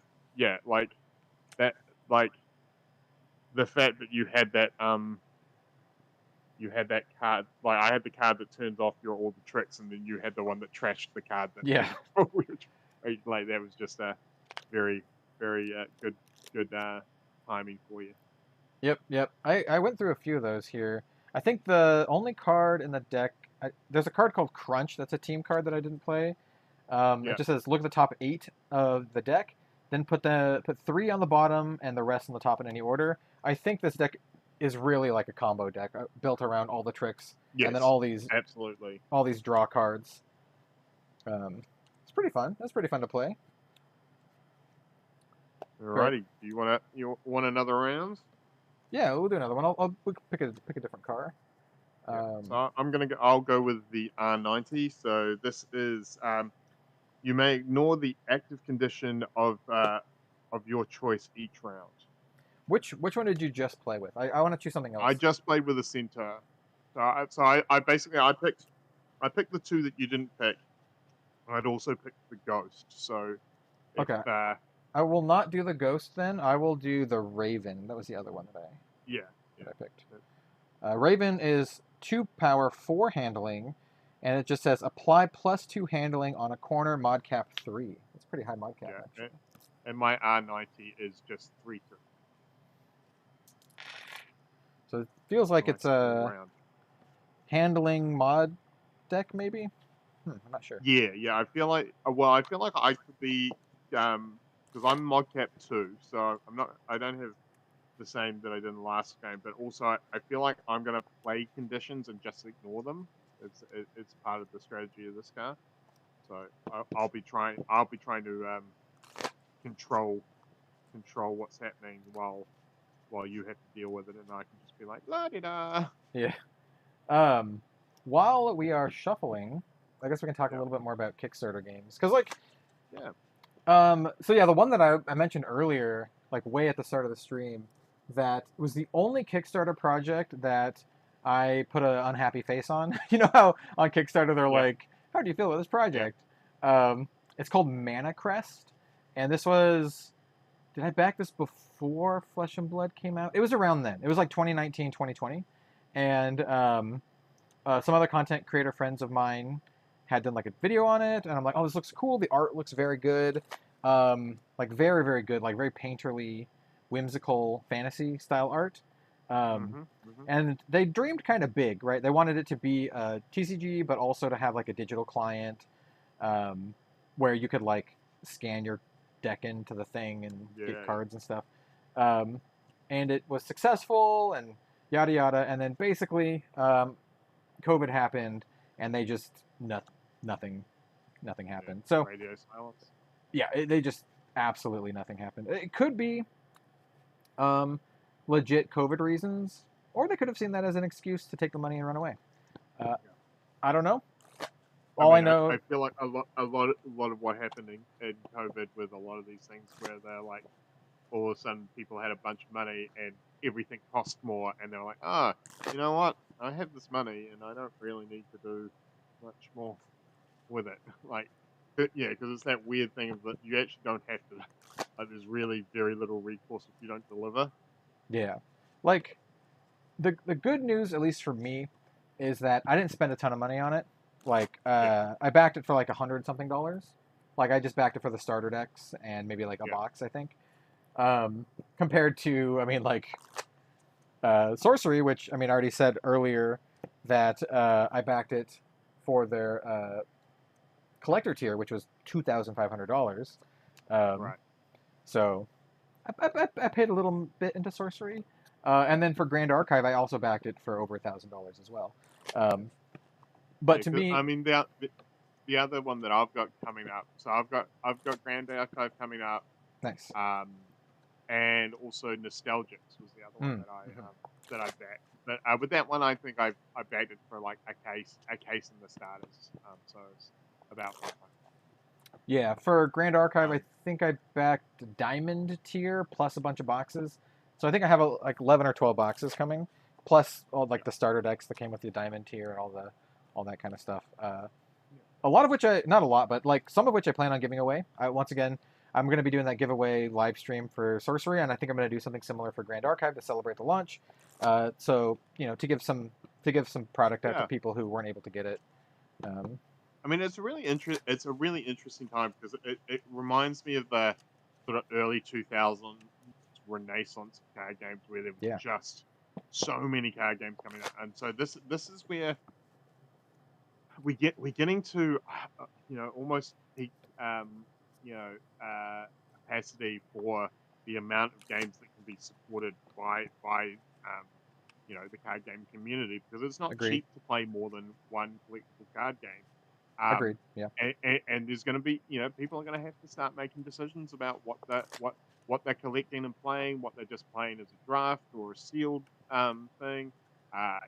Whether or not they're switching over from one to another, whether or not they're just collecting the cards because they like the look of them, but they're not going to sort of play serious. But yeah, like it's in some ways it's great because there's bound to be a game that you enjoy out there. Yeah. The flip side of it is they're all competing for the same sort of finite source of players that it's tough if you pick wrong and you go too deep into a game that no one else in your area plays. It is a tough one. I think Sorcery in particular have set themselves up very, very well in this market because they only have one set per year, and it's more of a board gamey kind of casual experience. Yeah. And because of that, I definitely feel like that is more of a board game. Yeah. Yeah, and because of that, like you don't have to buy the new booster set every like 3 to 4 months, right? Yeah. You can definitely be all in on Sorcery, but it's gonna be like way easier on your money and on your wallet because like you buy it once a year and then you're good, and then you can build decks and have fun with friends and play it as like a side thing, right? So like after your armory or whatever for Flesh and Blood, if some of your friends have like some Sorcery decks, you can have like a big multiplayer game and then go out for dinner or something. Like it's not. Yeah, for instance, for me, like the next card game that I'm quite excited about that's about to drop is actually the One Piece card game by Bandai. But the thing about One Piece card game, being that it's from Bandai, is that it's going to follow the release schedule that Digimon and Dragon Ball Z does, which means it's about 4 sets. I think it's about 4 sets a year, which is quite hard, especially if you're adding in 3 sets from Flesh and Blood on top of that and whatever else. For me though, like I really like One Piece, the anime One Piece. I like the look of the card game, but for me, in particular for that card game, because it's an IP that I enjoy, don't think I'll really jump into it competitively as a collector or player. What that game for me is going to be more like is showing up at pre-releases, playing with the new stuff, collecting, maybe having the deck of the character, like, because it is so connected to a known IP, I can be like, I'm just going to make my Straw Hats deck. So I'll have one deck so I can play at, a weekday tournament and stuff like that. I mean, I'm not going to be trying to win a national championships or anything with it. And then each new set that comes out, I can go along and enjoy the pre-release like that. And I think that's where people are going to, with, in secondary having a secondary or third tier game that they play, you need to decide what you want out of the game. And I think that again, Disney Lorcana is another one that's coming up. That's of course not launching until fall next year, but if you haven't heard about that, that's the Disney-based card game that is basically they've in their press release they said they're coming for Pokemon and Magic. Yeah. It's all new original artwork, so just by that fact, with Disney files out there, I was gonna say just sell a lot of product. Just by that virtue, it's better than the One Piece card game. So that, I mean, I think that's going to be a really interesting game. I think that's a really interesting game for bringing. I actually think of all the games that have been released recently, I feel like Lorcana is the one game that I actually see could possibly really bring in a bunch of new players into TCGs. Yes, and I'm talking about people who aren't TCG players, but to the side of TCG players. I feel like that's the game that a lot of partners may be interested in playing. Like, you know, there's a lot of girlfriends and boyfriends that may not necessarily enjoy Magic or FAB or something because it's not their jam, but they're like, oh, I like Disney, and I will play this with my partner because it'd be nice if we could play a card game together, sort of thing, as well as parents as well, parents and kids. I do think it could be, yes, a gateway for what I would call normies, the normal people who aren't obsessed with card games. Well, not even. I wouldn't even go as far as that, but like even like role players and board gamers who are maybe not in the TCG area, but like they're TCG adjacent, like they, you know, maybe Ravensburger is the company that's bringing out Lorcana, and they have a very successful range of Villainous, which is based on the Disney IP. So it may bring in some fans of that licensing as well. So I feel like that is poised to be for game stores. Like I feel like Lorcana is a no-brainer for. If I was a game store owner, I'm not sure I would back all of these games. I'd have to see what my player base, what my community was interested in, but I would definitely be like, I'm going to be getting into Lorcana. Yeah, that's why I've been holding these sorcery boxes up. Partially also because Solar God says, "What's up, everyone? Can't wait to get sorcery cards in hand." Hey, yo, me too. Very excited for the game. Also, me too. And I was thinking, as Ian was talking about non-card game people and local game stores, I think sorcery once again is really, really good for that because it's not really like plays like a TCG game. Yeah. It plays more like a big board game. And if you're a local game store, if I was a local game store and I was looking at other games to bring people in, I would totally put sorcery next to the D&D stuff. I think people who are into D&D would be into this because the art is fantastic. It has that, you know, evocative, almost D&D style, but it also like multiplayer. Yeah, you can play it multiplayer. Yeah, because that's the thing. Like I've noticed because V-Test has Vampire: The Eternal Struggle has recently re-released again. Yeah, the Black Chantry. Black Chantry.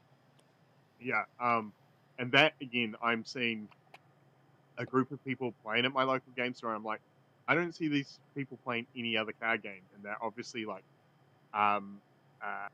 D&D players or war gamers that are like taking a break from the campaign. Yeah. And they're like, oh, we want a game that we can play as a group together, that we don't have to, you know, we can update the decks and stuff, but we don't want to have to all be buying booster packs all the time to update it. So. Too Fluent says Vanquishers TCG can bring some non-TCG players into the market. They are they're a first-person shooter. Kickstarter next Wednesday. Yeah, that's why I busted out these. This is, nice. I have some Vanquishers right here. Yeah, it's very, very sci-fi. There's not a ton of sci-fi TCGs out there, so at least they're tapping into like an untapped genre. Whether or not FPS fans are going to actually care about a TCG. Is it a multiplayer game?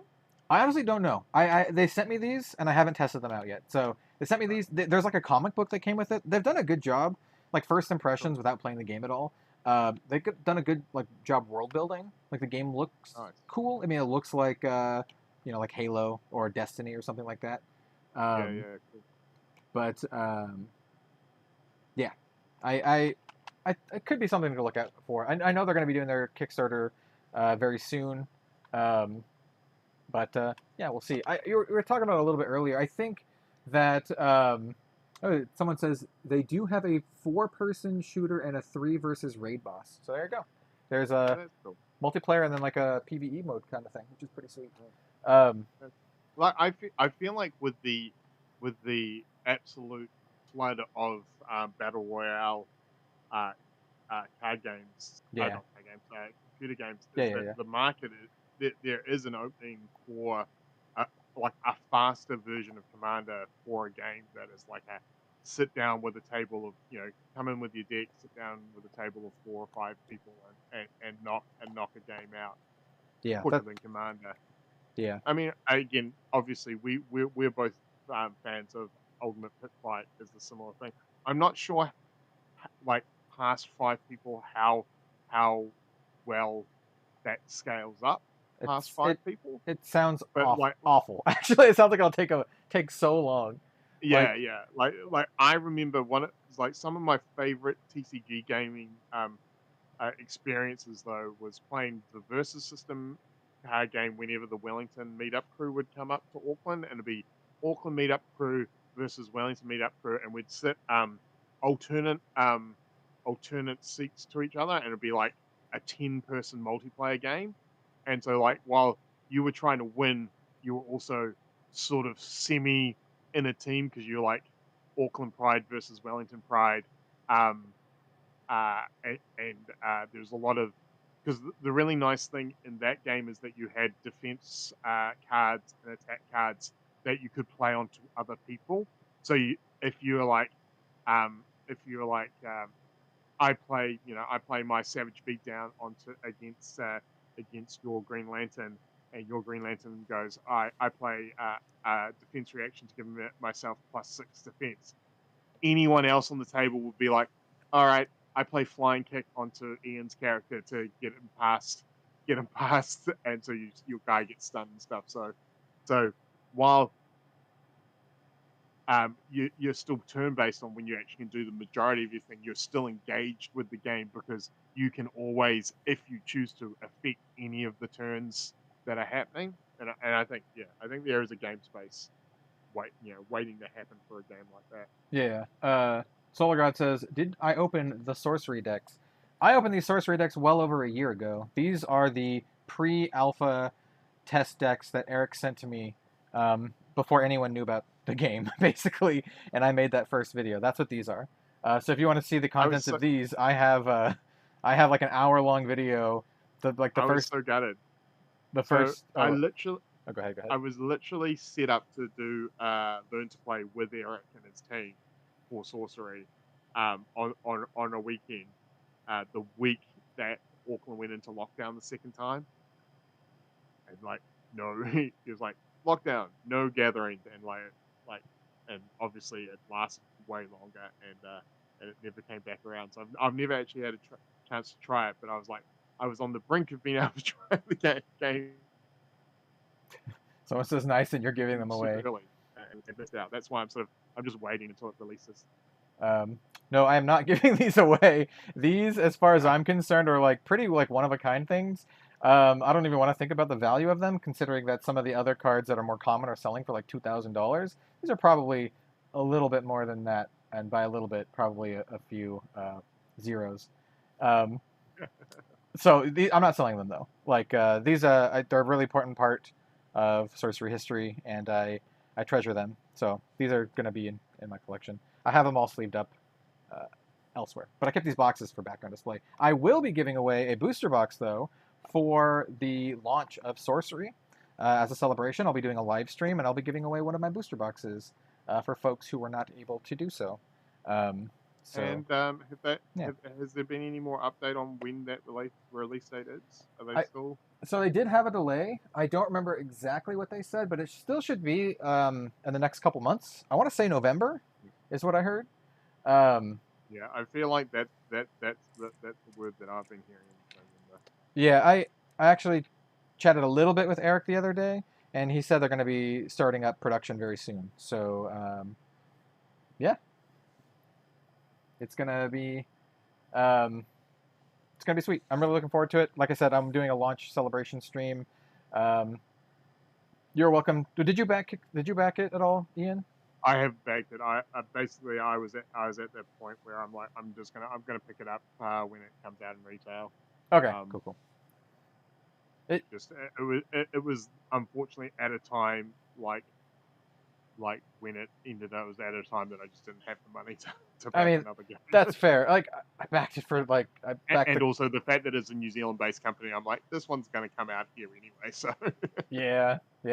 I planned for it. Like I knew the Kickstarter was coming, and I wasn't sure the pricing, but I knew I'd be spending a lot on it. I feel like, if I remember rightly, I feel like Grand Archive and Sorcery, like finished within, if not at the same time, like within weeks of each other. Yeah, they were really close. Because I remember going back and forth on whether or not I was going to. That's why I ended up backing Grand Archive, because I was like, I really can only afford to back one of these. And the thing about Sorcery is it will come out in New Zealand because it is a New Zealand company. So, Yeah. so Yeah, we'll definitely do like a gameplay stream or something of Grand Archive once you get some of that stuff. Sounds good. I got a lot of decks and boxes. I'll be giving some of that away too. But yeah, Grand Archive's not going to be coming out till next year. Sorcery Kickstarter should be coming out in the next couple months, but the official release date, like, not until next year, I think. I think it's Q1 2023. Yep. but- I think Nostalgics is due out very soon as well. The next one that I think so. Kappa, right?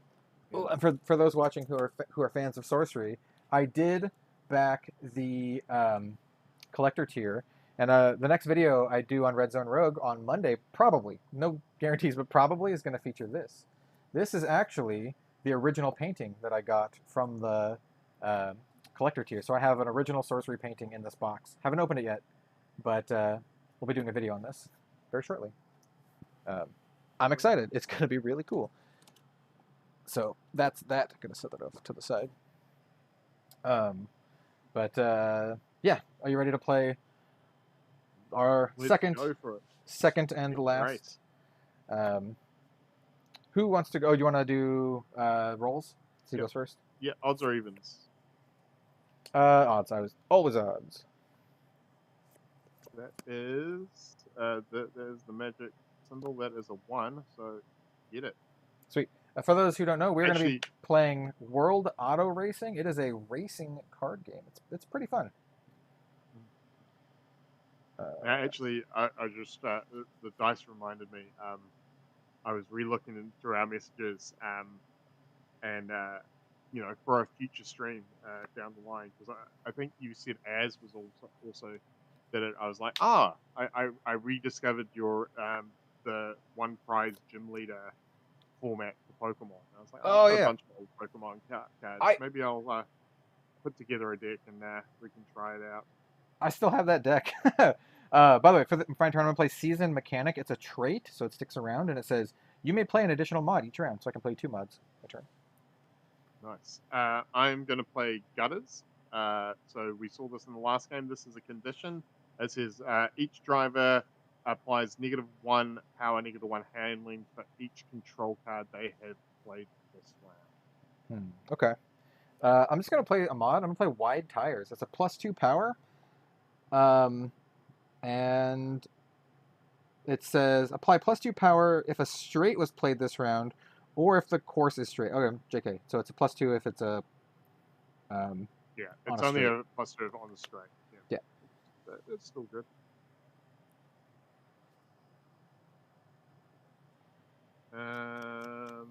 Yeah, I'd be down for playing that Pokemon thing. By the way, it's Yeah. Let me get up. It looks really fun. I actually decked out, like, because I have a bunch of like the trainer cards, basically like the waifu trainer cards, and so yeah, I went and grabbed it. So here's my like Pokemon Gym Leader Challenge deck. It's a Psychic deck because obviously Ghosts are my favorite, but I have like a whole bunch of where are them? So I have a whole bunch of like the spicy cards. Wow, yeah, that's going to be way better than like mine. Mine's pretty much going to be like common. Almost best girl. Oh, so yeah, I got some great ones in here. So I got Marnie, best girl Marnie, and then some other best girl Sabrina. So yeah, I kind of like spent a little bit on this. Not a ton, but it's a fun thing. I'm gonna play Pace Notes. This is a team card. I get to search your garage for a course or condition card, reveal it, put it into your hand. Cool. Now, sorry, what was your handling and your power? 2/4. And then I get +2 on. I get +2 handling on a corner as well. Solar God asked, "Did I get any cryptic?" I backed it for like $200 or something. Not a ton. I got like the starter decks, a box, and a couple other little things. I think it's a fun enough game, but I'm not as big on it as I am Grand Archive or Sorcery. Grand Archive and Sorcery are going to be like they're going to be like main games that I play and like stay up to date with. And by that I mean like I'm going to buy every set and I'm going to make decks and try to, you know, have up to date content on all of those games, including Flesh and Blood, obviously Flesh and Blood. But those are going to be the 3 main games for me. All right. I'm gonna hit the corner and put that into my hands. Oh, you got a corner? Okay. I will play my second mod for turn because my season mechanic lets me do so. Yeah. This is... Oh, interesting. Yeah, this is a Rejects Club ECU. Check, when you refuel, draw an additional card for each active Rejects mod on your car. So that is 1, so I get to draw an additional card at the end of the turn, basically. Since you know I got it, I'm going to play track. I'm going to play corner. So this applies times 1 power times 2. Sweet, that's good for me. I will pass because I cannot play any more mods. I already played a team. I don't have anything else. So I too will also pass. So Cool. my ability is I may ignore an active condition of my choice each round. So I will ignore gutters. However, for you, you will be -1 handling and -1 power for every control card you've played this turn, which I don't believe. I didn't play any. Yeah, it's the opposite of the last deck. No controls or Right. anything. So yeah. All right, so that's fine. So that doesn't affect either of us. So it's basically mine is just going to be my base times 1. So it's 3 power and times 2 is 6. So I'm 9. So I have 4 base handling, +2 on a corner because we're on a corner. So I have 6 handling, and what's the multipliers? Times 2 handling times 1 power. Okay, so that's 4, 5, 6, so 12 from handling, and then 2 more from power. So that is 14, I think. 14 total. So you are in the lead. And I don't think I get the buff from the tires. Tires only buff if the course is a straight. Straight, yeah. That's why I go. Okay, yeah. So during scrap step, I will choose a card and discard a card. And then I will draw up to 5. I too will discard a card. All right. Okay. Since I was in the lead, I will go first. Oh no, I'm sorry. I draw another card from the Rejects Club, so I draw 1 more card. When I refuel, draw an additional card for each active Rejects, which is 1. Oh, I just remembered. But then you'd only have 5 cards though, right? Because that redraw happens. It says check. When you refuel, draw an additional card for each active Rejects mod in your car. Right. So I'm going to start by playing this card, which seems good. It's a control. It says improvise install. I like the art. She's just like behind this engine, slapping it together with like duct tape. I do really like the artwork in this. Yeah, it's definitely got a very cohesive style, I would say. It says the next stage 2 mod I play this round does not require the corresponding stage 1. So that's my first play this turn.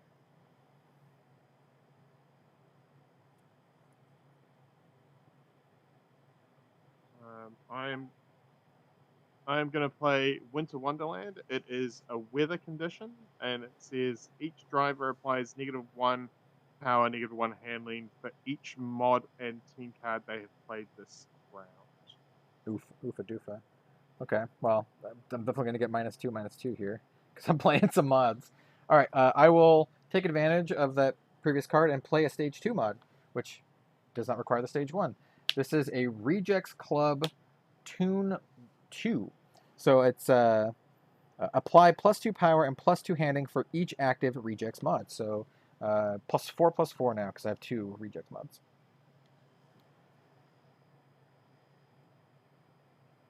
All right, I'm going to play the team card Fracture. Here we are. And it says junk any course trait or active mod. So I'm going to junk your trait. Ooh, okay. That's pretty good. All right. Fortunately, I had another one in my hand, so I'm going to play that. Seasoned Mechanic.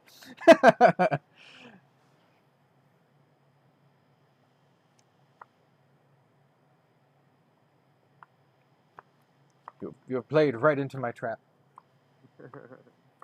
Totally planned.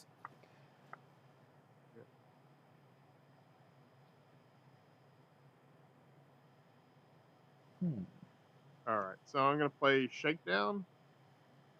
Very cool. So this is draw 1 card for each active condition, then put that many cards from your hand back on top of your garage in any order, then draw a card. So 2 active conditions, so draw 2, put 2 back, and so it's basically like Sweet. Let me know when you do that after you're done. So I'm going to putting 2 back, and then I'm drawing a card. Okay. I am going to play my second mod of the round. That's going to upgrade this Rejects Club Tune 2 into a Rejects Club Tune 3. Same thing, except it's +3 power and +3 handling for each active reject. So now I have +6/+6. Alrighty. I am going to pass. Cool. Okay, I'm going to play Adapt. It says, draw a card. You may uninstall a mod from your car. If you do, you can play an additional mod this turn. So I'm going to uninstall these wide tires and then draw a card. And I can play an what does the mod say? What does the tire say? It says mod. They do not count toward the mod cap. Cap, but that's cool. Yeah. No, that's cool. Yep. Yeah, so do that, and then I'll draw my card. And I can play an additional one this turn. And then the additional one that I will play is the Future Cult Prototype Alpha. So this is mod, bolt-on, Future Cult. It says action, uninstall this mod, then search my garage for any mod, reveal it, put it to my hand, shuffle your garage. And I believe I can do the action, right? Well, yeah. I mean, I've passed the round, so you you wouldn't be able to do it straight away. Normally, I'd get to play a card first, right. but because I've passed the round, yes, you can. Yeah, I'll do that. So I'll uninstall this and go search for any mod, reveal it, put it in my hand, shuffle the garage. So let's go take a look and see what we got going up on here. Actually, I think I want this one. I'm just going to choose this one right off the bat. Rejects Club Warranty. This is the one that protects my other mods from being destroyed. Right.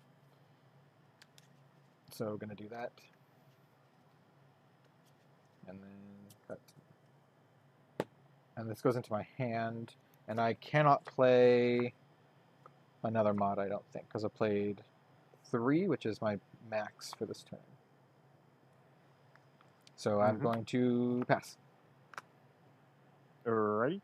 So now we're at, so Gutters is going to be -1, -1 for each control card you've played this turn.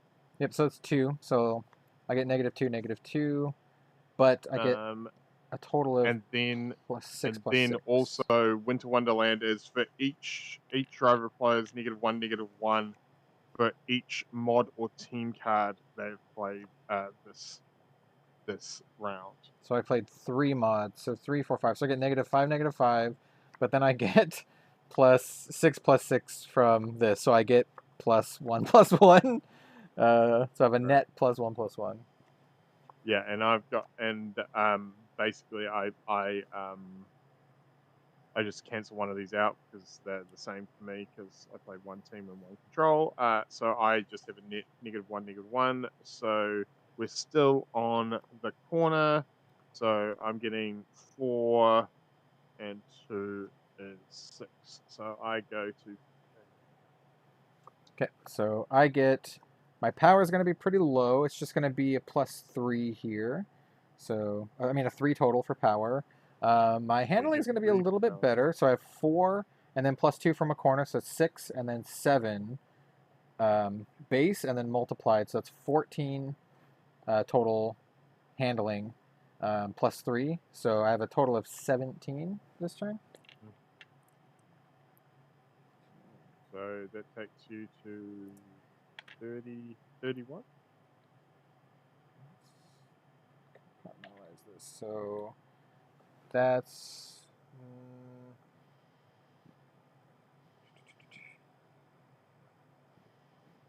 I am gonna in the scrap phase. I am gonna 27. Right. 27. You're at 27. Oh, sorry. Or maybe I did the math wrong there. No.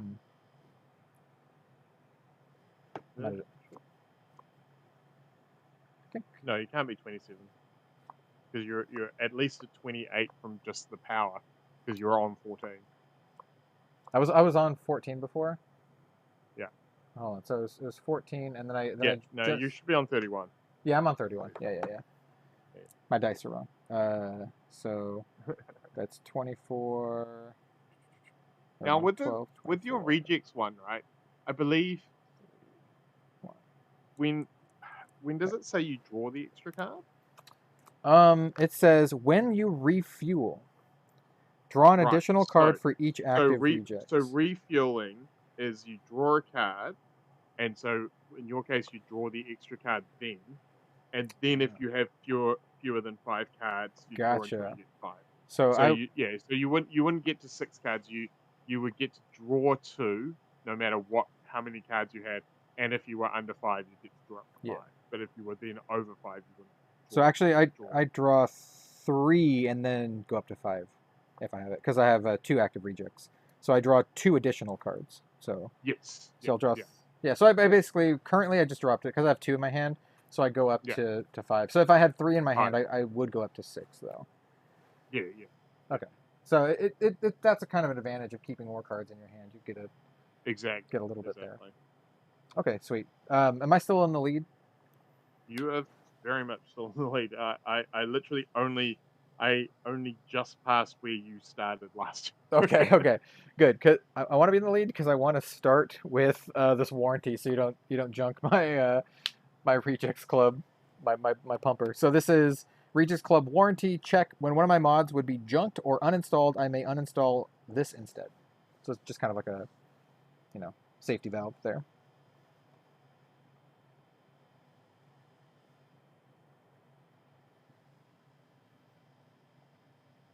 Interesting. Okay, cool.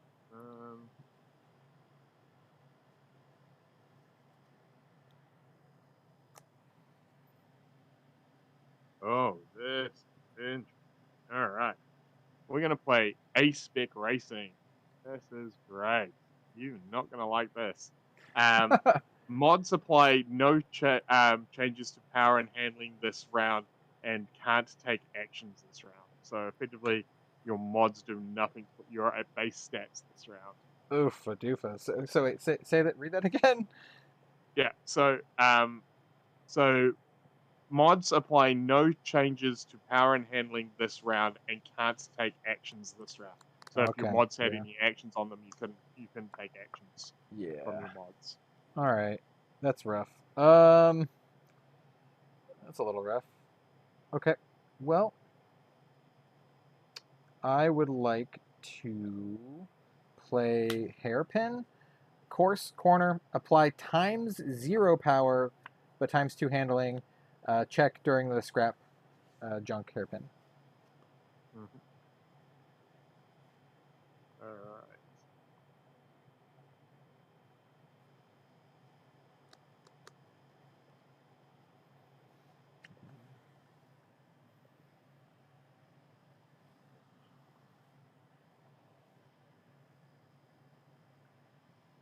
This is gonna be a low power turn for me.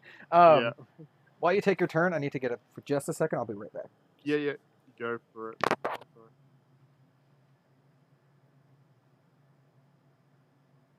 So I feel like as Cal has stepped away, I feel like this race is very much slipping out of my hands. Whereas at least with the NOS in the last race, I knew I had the final the big push. I'm not sure I'm going to be able to do it this time, but we'll see. We got a little bit, a few tricks here and there, but unfortunately, a lot of my counter cards in this matchup, much like this one that stops him from playing multiple control cards. It feels like his deck isn't actually running that many, so some of these conditions aren't really actually doing much for me in this particular matchup. So we will see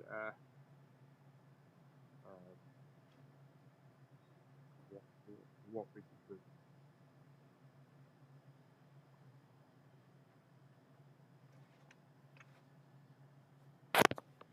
Right back. Alrighty.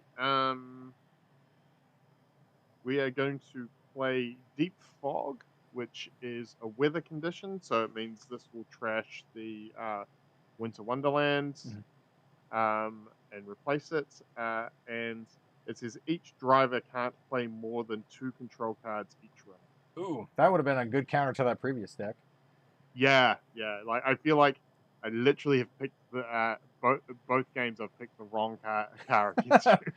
Let me take a look at my hand. So I have the hairpin active. I don't know. You have some good stuff against this one right now. Yeah, I don't like. Unlike, like, I knew I had the NOS in the last one, whereas I'm not sure I can, like, the fact that you've got out to such a lead, I'm not sure. Like, I can slow you down a bit, but I'm not sure if I can actually get the car up to you. Yeah. You know what I mean? I'm like, I feel like I'm slowing you down, not necessarily speeding me up. Right, yeah. That's fair. I'm going to play Refurbish. It says, install a mod from your junkyard. This does not count as playing a mod for the round. I'm going to install these tires again.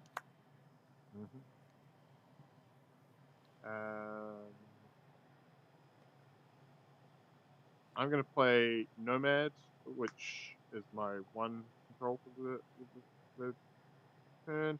It allows me to play an additional condition this turn. I'm just gonna replace Gutters with another Gutters. Just to get it in my hand. I'm gonna pass. I am going to. Yep, I'm not going to do anything. So basically, I'm going to ignore Gutters. For you, Gutters will do -1/-1 for each control you've played this turn. I didn't play any. No, I did play control. I played. Yeah, you. Oh no, I didn't. I didn't do this in this turn. That was last turn. So yeah, I didn't play any control. I just played hairpin and then refurbish. All right. So and what are the what are the modifiers on, because I'm just base stats now. So what are the modifiers on hairpin? So they're ×0 power ×2 handling. So basically, power is 0 this turn. So I get 6 and go to 21. I will get 4 + 2 from my own car's ability for being on a corner. So that's 6 × 2 is 12. So that will take you 40. 43? 43. Yep. Now, is hairpin trashed, or does that stay? It's trashed at the scrap step. So yeah, that's going to get scrapped. Refurbish is also scrapped.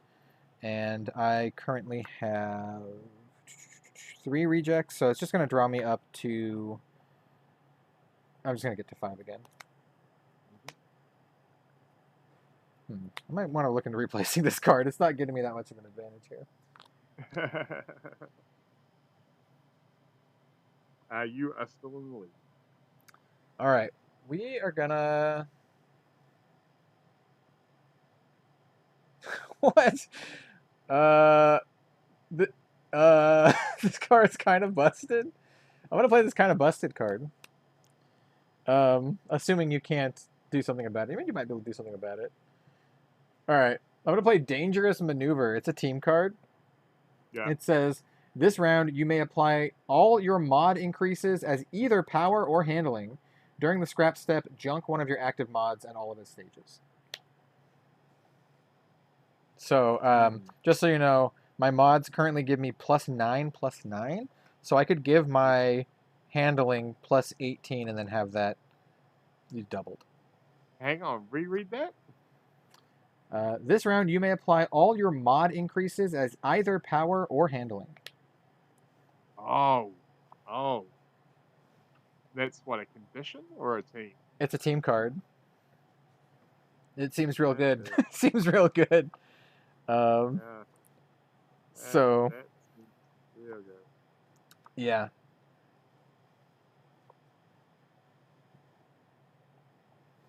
So yeah, the way I can do that is the Rejects Club Tune 3 says apply +3 power and +3 handling for each active Rejects mod, and I have 3, so it's +9/+9. So I basically have 18 points of stats to distribute as I see fit throughout the mods. Right. Yeah. I can at least lessen the blow. I'm gonna play Downhill. It is a condition, and it says reduce the power of each card to its base handling before applying multipliers. Reduce the power to the base handling? Yeah. Okay. So basically your base your power is just going to be your base. Hang on. I don't think that'll do anything to me actually. Reduce the power of each card to its base handling before applying multipliers. Yeah. So before you apply the multipliers for your handling this turn, it will just be what your base is. It won't be the multipliers. Interesting. Okay. Then that means I'll have to put all my pump into power then. That is correct. In that case, then I will not play this other card that I wanted to play. Okay, I'm just gonna. You can only play one team card, yeah. I'm just gonna pass. Alright. So I think I've just saved myself there. I am gonna, for my course, I'm gonna play Hairpin, which gives a ×0 to power and ×2 to hand. Gotcha. Yeah. All right. In which case, so that you passed, right? So yeah. Yeah, I'm not gonna play anything else. So basically, it's gonna, for both of us. It's well, hang on. Did you play? You didn't play any control Nope. cards. I literally only played a team card. Right. So yeah. So basically, all it's going to do is means that we both just get our regular handling base. So with no modifiers ×2. So is that modifiers from anything, or modifiers from mods? Yeah. So no modifiers. So basically, reduce. Yeah. So reduce. Oh yeah. This is interesting. So it reduces the power to the base handling before applying multiplier. Yeah, so basically before you do the times, you reduce the power to your base handling. So, but that doesn't affect my handling then, does it? No, it doesn't. Oh, okay. Well. So I've screwed this up. 4, 5, 6. My handling is going to be a lot. But your power will be your base. So to do your thing, your double up thing, it's only going to get the base power added to the handling, not all the modifiers. I should still get the mod bonuses though, right? Because my dangerous. Oh yeah, you'll still get the mod bonus. You'll still get the mod bonuses on your handling, but your thing that like switches it across. How does that read? It says this round you may apply all of your mod increases as either power or handling. So I choose them all as handling. So they're actually all handling increases. Oh, okay, yeah. So they were never on your power. Yeah. Okay, yeah. Oh yeah. So then, then I'm screwed. Yeah, because then I'm gonna get. I have screwed myself. So this is at 31. So it's 18 plus 4 plus 2. That's 24 times 2. That's 48 plus my 31. So that would bring me up to 79 You're total. on 40. You're on 43, bro. Yeah, I wasn't on 31. Yeah, so 43. Yeah. So that wins you the game. Yeah, it does actually. Yeah. Oh, damn. All right. Just, That is not a good matchup. yeah. So as the like, cards go. let's Like, see. as I said, I do very little to you, other than be a slight annoyance, and and it just doesn't appear that this gets much of a Oh, boost from anything. actually, no, it doesn't actually win me the game. It takes me to 91. So it's 43 plus 48 is I'm gonna concede here because okay. Yeah. I get 6. Okay. Gotcha. I go to 27, so I don't feel like there is anything. I would also draw up. Yeah, Oh, this actually, yeah. this car, this R90 seems very much like it would be better with more cars in the race because it affects it sort of it's more like a controlling affecting a bunch of people, and then it's the slow and steady at the back while everyone else is taking the negatives. But yeah, your deck just obviously didn't care because it It's didn't play the control cards and stuff. yeah. No. Yeah. Like I said, I think your deck would be very good against that first one that I played. Yeah. Um, but That's cool. yeah. Before we go, any like last words on War or Kickstarter stuff in general? Yeah. Well, again, I really like War. I think it'd be really great multiplayer game. I'm really looking forward to probably cracking it out at a local hobby store and just jamming it with 3 or 4 people. If if we actually do get to hang out at Worlds, maybe on one of the off nights we can take it down to the lobby of the hotel and run some games. I think it's pretty fun. It's like obviously a very different mindset than playing Flesh and Blood. So I feel like this is like one of those sort of perfect games because again, box isn't huge either. So you can easily just throw it into your bag and take it along. And I think it's a really great sort of end of the night, or if you're waiting for other people to show up, just something that you can bust out and pump through a couple of games and stuff. Yeah. I think it'd be a very fun game to do a bit of deck building with as well. Hopefully in the future, if there's more mods and courses and stuff like that. Uh, because again, I think what we proved today is that while some some cars have good matchups against others, and some struggle a bit harder. So on those one-on-one games, it can be a little bit foregone conclusion. But I think with deck building and stuff, you can definitely change that up as well. So Yeah. I think that'd be pretty cool. like the fact that you can put all of the decks sleeved up into the box is pretty neat. Yeah, And and that and shout out to them because like if you are doing a project like this where you're not a trading card game where you're not constantly adding new cards, the fact that you can get everything in together in the box is really really good. yeah, Because it absolutely love means that. it's just easy to take with you and just bust games out because like that's one of the things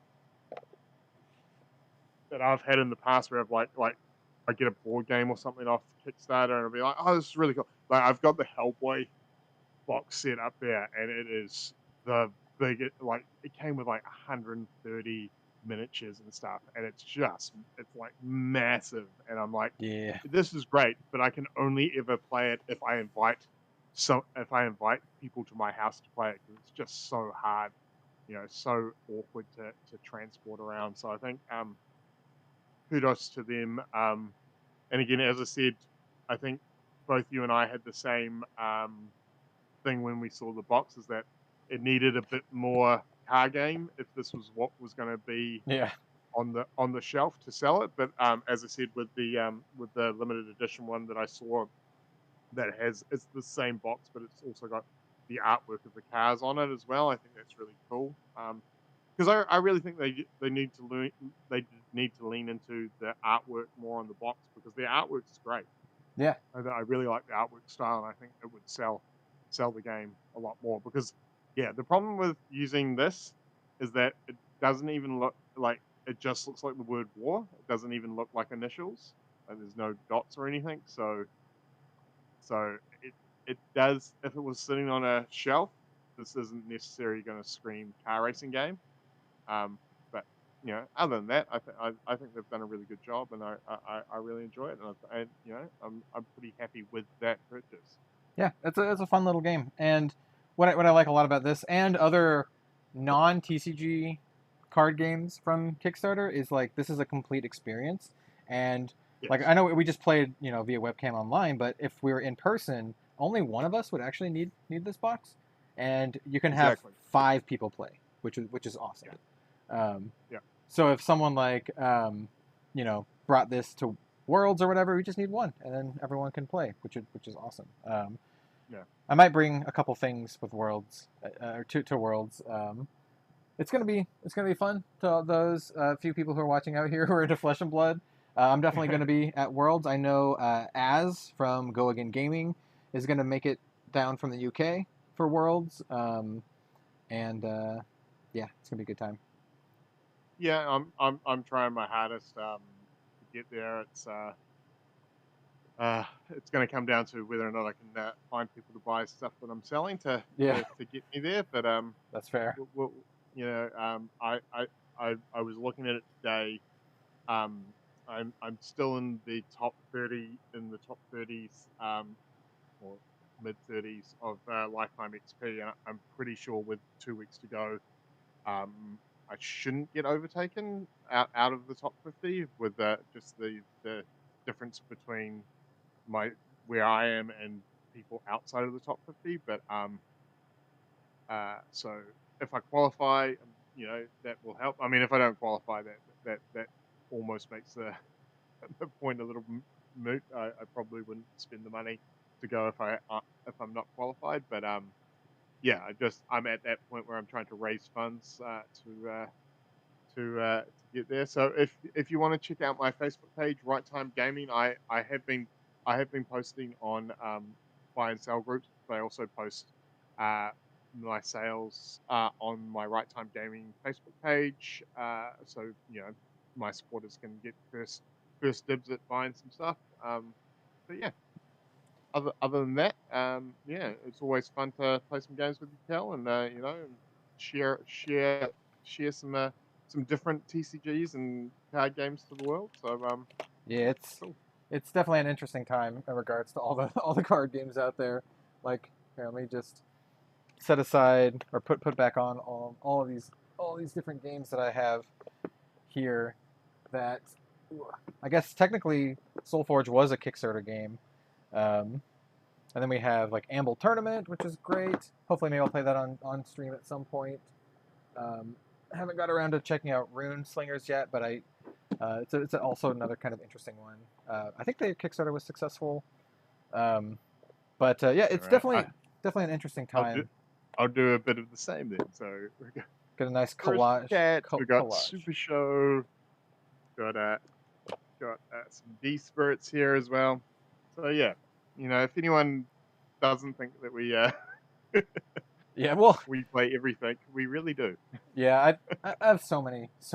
I do plan on doing a like card game roundup video where I talk about all of these other ones that I haven't had time to do individually yet. So I'm gonna have a video at some point talking about Atlas, Birthright, Vanquishers, Rune Slingers. There's this other one too that I have. I have them in decks, but I think this was one of the other more recent ones called. What was this one called? It's called like not. It's like something to do with magic or something. Oh no, Academy of Arts. This was Academy of Arts, which has a very like Harry Potter style vibe to me. Right. So I have like the decks for this all sleeved up. I have Birthright decks all sleeved up. Oh, I have. Where is it? Is this the? Yeah, this is the cryptic one. I have the cryptic like starter deck things. Nice. Yeah, there's a lot of games. There's a One lot of of the games out there. one of the things that Cal and I and Stephen from DM Mata have talked about in the past is the possibility maybe over the end of year holidays or something when the gaming sort of is a bit quieter with stuff is that actually doing um, content creator decathlon tournament where Oh we play yeah, yeah, around do like six or seven rounds, but each round's a different game. yeah. That could be Which fun. would be kind of cool. I'm sure. I'm sure I can think of other people who'd be interested in that. Like I think Az would be Yeah, interested in something like that for sure. Um, yeah. I don't think he's watching anymore. It's I, probably way too late. He's probably like passed out. But we yeah. just need to come up with a I think before we pitch it to too many other people, we need to come up with a list of games. So Did I ever send well, you? I think I did. Did I ever send you Dragoborn decks? yes, you send me a couple of Dragoborn decks. Okay, Yeah. sweet. I'm planning on sending Az some, so we can do Dragoborn as one of them. Um, yeah, yeah, it'll be fun. I'm looking forward to it. I mean, honestly, I do understand at the end of the day. I kind of want to talk about this a little earlier, but one of my last things I want to talk about is I totally understand that not everyone has room for a lot of card games. And to be honest, a lot of Oh, these games that I have, like I'm not going to be 100% into these. It's nice to check these out and to showcase yeah, them. But at the end of the day, I even though I do this for a living, I can only personally have the time and money to support a couple. And like so for me, obviously Flesh and Blood is my number one. And then after that, I really like Grand Archive and I really like Sorcery. So I've kind of chosen my things, right? So Flesh and Blood, Grand Archive, and Sorcery. And by that I mean these are games that I will be buying every set, making decks, doing the full suite of content for. Um, but I still like checking these other ones out, like Soulforge and Amble Tournament and all this kind of stuff. And I did back some of these. Like I did back Amble Tournament. Um, this is one that it's a really is cool that the one game. that came with the comic? No, that one's Varia. Right, Also great, but Varia is not a Kickstarter game. right, They already exist. Um, yeah, Amble is Kickstarter, and it's kind of like the same kind of deal with World Auto Racing, where you just get the box set and it has everything. Um, this is a preview one that they sent me, so it doesn't have all the art in it, but it's a really fun game. I know DM Armada isn't. He likes this one too, so um, maybe we'll do this on a stream at some point. Could be some fun. But but yeah, thanks everyone for sticking out. Sticking with the stream. I plan on doing these every week as much as I can at least. And every week it's going to be something different. I imagine most of the time it'll be Flesh and Blood as the weeks progress. A lot of time it'll just be playing Commoner or whatever Flesh and Blood format. But other times it'll be random other card games. I know I want to do like when new card games come out, like Lorcana, like you mentioned. I would like to do like a Lorcana starter deck stream, just playing with it and talking about that, and maybe even One Piece or any of the other stuff. yeah. Even though I'm a little bit down on One Piece, not the IP, the manga and the anime are great. Um, it's just the TCG has some of my what I would call like my TCG sins. They've committed them, and I'm like, come on now. You're the biggest. You're the biggest anime in the world. Surely you could afford. Surely you could afford the art. World Auto Racing could afford new art. Come on, come on. So that's my spiel on that. So yeah, thank you everyone, and thank you Ian for hanging out with me. I'm sure you'll be back on at some point. You're more than welcome to Yeah, join whenever. absolutely, absolutely. Always keen to hang out and play some games. As I said, at some point, I really need to get you guys some Super Show as well Yeah, get that on the channel. It is super fun, and obviously with everyone knows my love of wrestling. It is by far the best wrestling card game I've played. I've played pretty much most of the variants that have come out throughout the years. The Raw deals, the WCW, Nitro. A few others, but yeah, Super Show is definitely Super Show is probably my favorite card game that isn't a trading card game. it's even a little bit different from War, whereas like obviously the base sets come with like full starter and stuff, but like the mechanic of this game is really cool. Is that it's a 30 card deck, and the last 3 cards in your deck are your character specific finishes. You have Hmm. a strike, grapple, and a submission finish. Um, but then cards 1 through 27 always have to be a copy of card either 1, 2, 3, 4 through to 27. Hmm. So it's a really interesting design space because it means that they, within their design space, they can be like, um, okay, these 2 cards would make a really busted combo, so we'll just make them both a card number 5, so you can only ever play one of them in your Gotcha. deck That's and pretty stuff cool. like that. And so it makes and then how they also sell they sell through their website, and you can buy singles, and so you can build your deck through that instead of being so it's nothing's blind packaged. You can always buy to building towards the wrestler or tag team or trio that you're Hmm. trying to build. So Yeah. so it's kind of cool in that way. I'd be down to try it out sometime. Yeah, for Yeah. sure. Cool. Excellent, dude. Well, we'll probably say goodbye to the stream there. And knowing us, we'll probably chat Yeah, for a yeah, little bit longer. But probably. But thanks everyone for watching. I hope you enjoyed it. World Auto Racing does have a Discord. You can and a Facebook page. You can jump on and look at there. And I believe they also on their Facebook page they have a link to their website where you can purchase this. So it is available to purchase off their website. So yeah, if you thought it looked cool, definitely go out and support them yeah, and grab a copy. And if you ever come across me or Kel, let us know, and we're always down for a race. yeah, yeah. What was I gonna say? Oh yeah, yeah. A couple things for the 7 people who are still watching before we leave.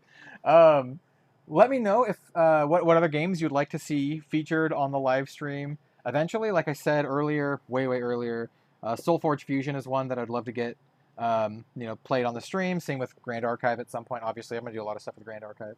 But yeah, let me know what other TCGs or any other Kickstarter stuff you'd like to see on stream. I'm more likely to do streams and gameplay of this kind of stuff rather than fully fledged videos because I'll be completely honest, if I make a video on YouTube and it bombs, then it actually hurts the channel. But live stream doesn't really matter, so I can live stream whatever.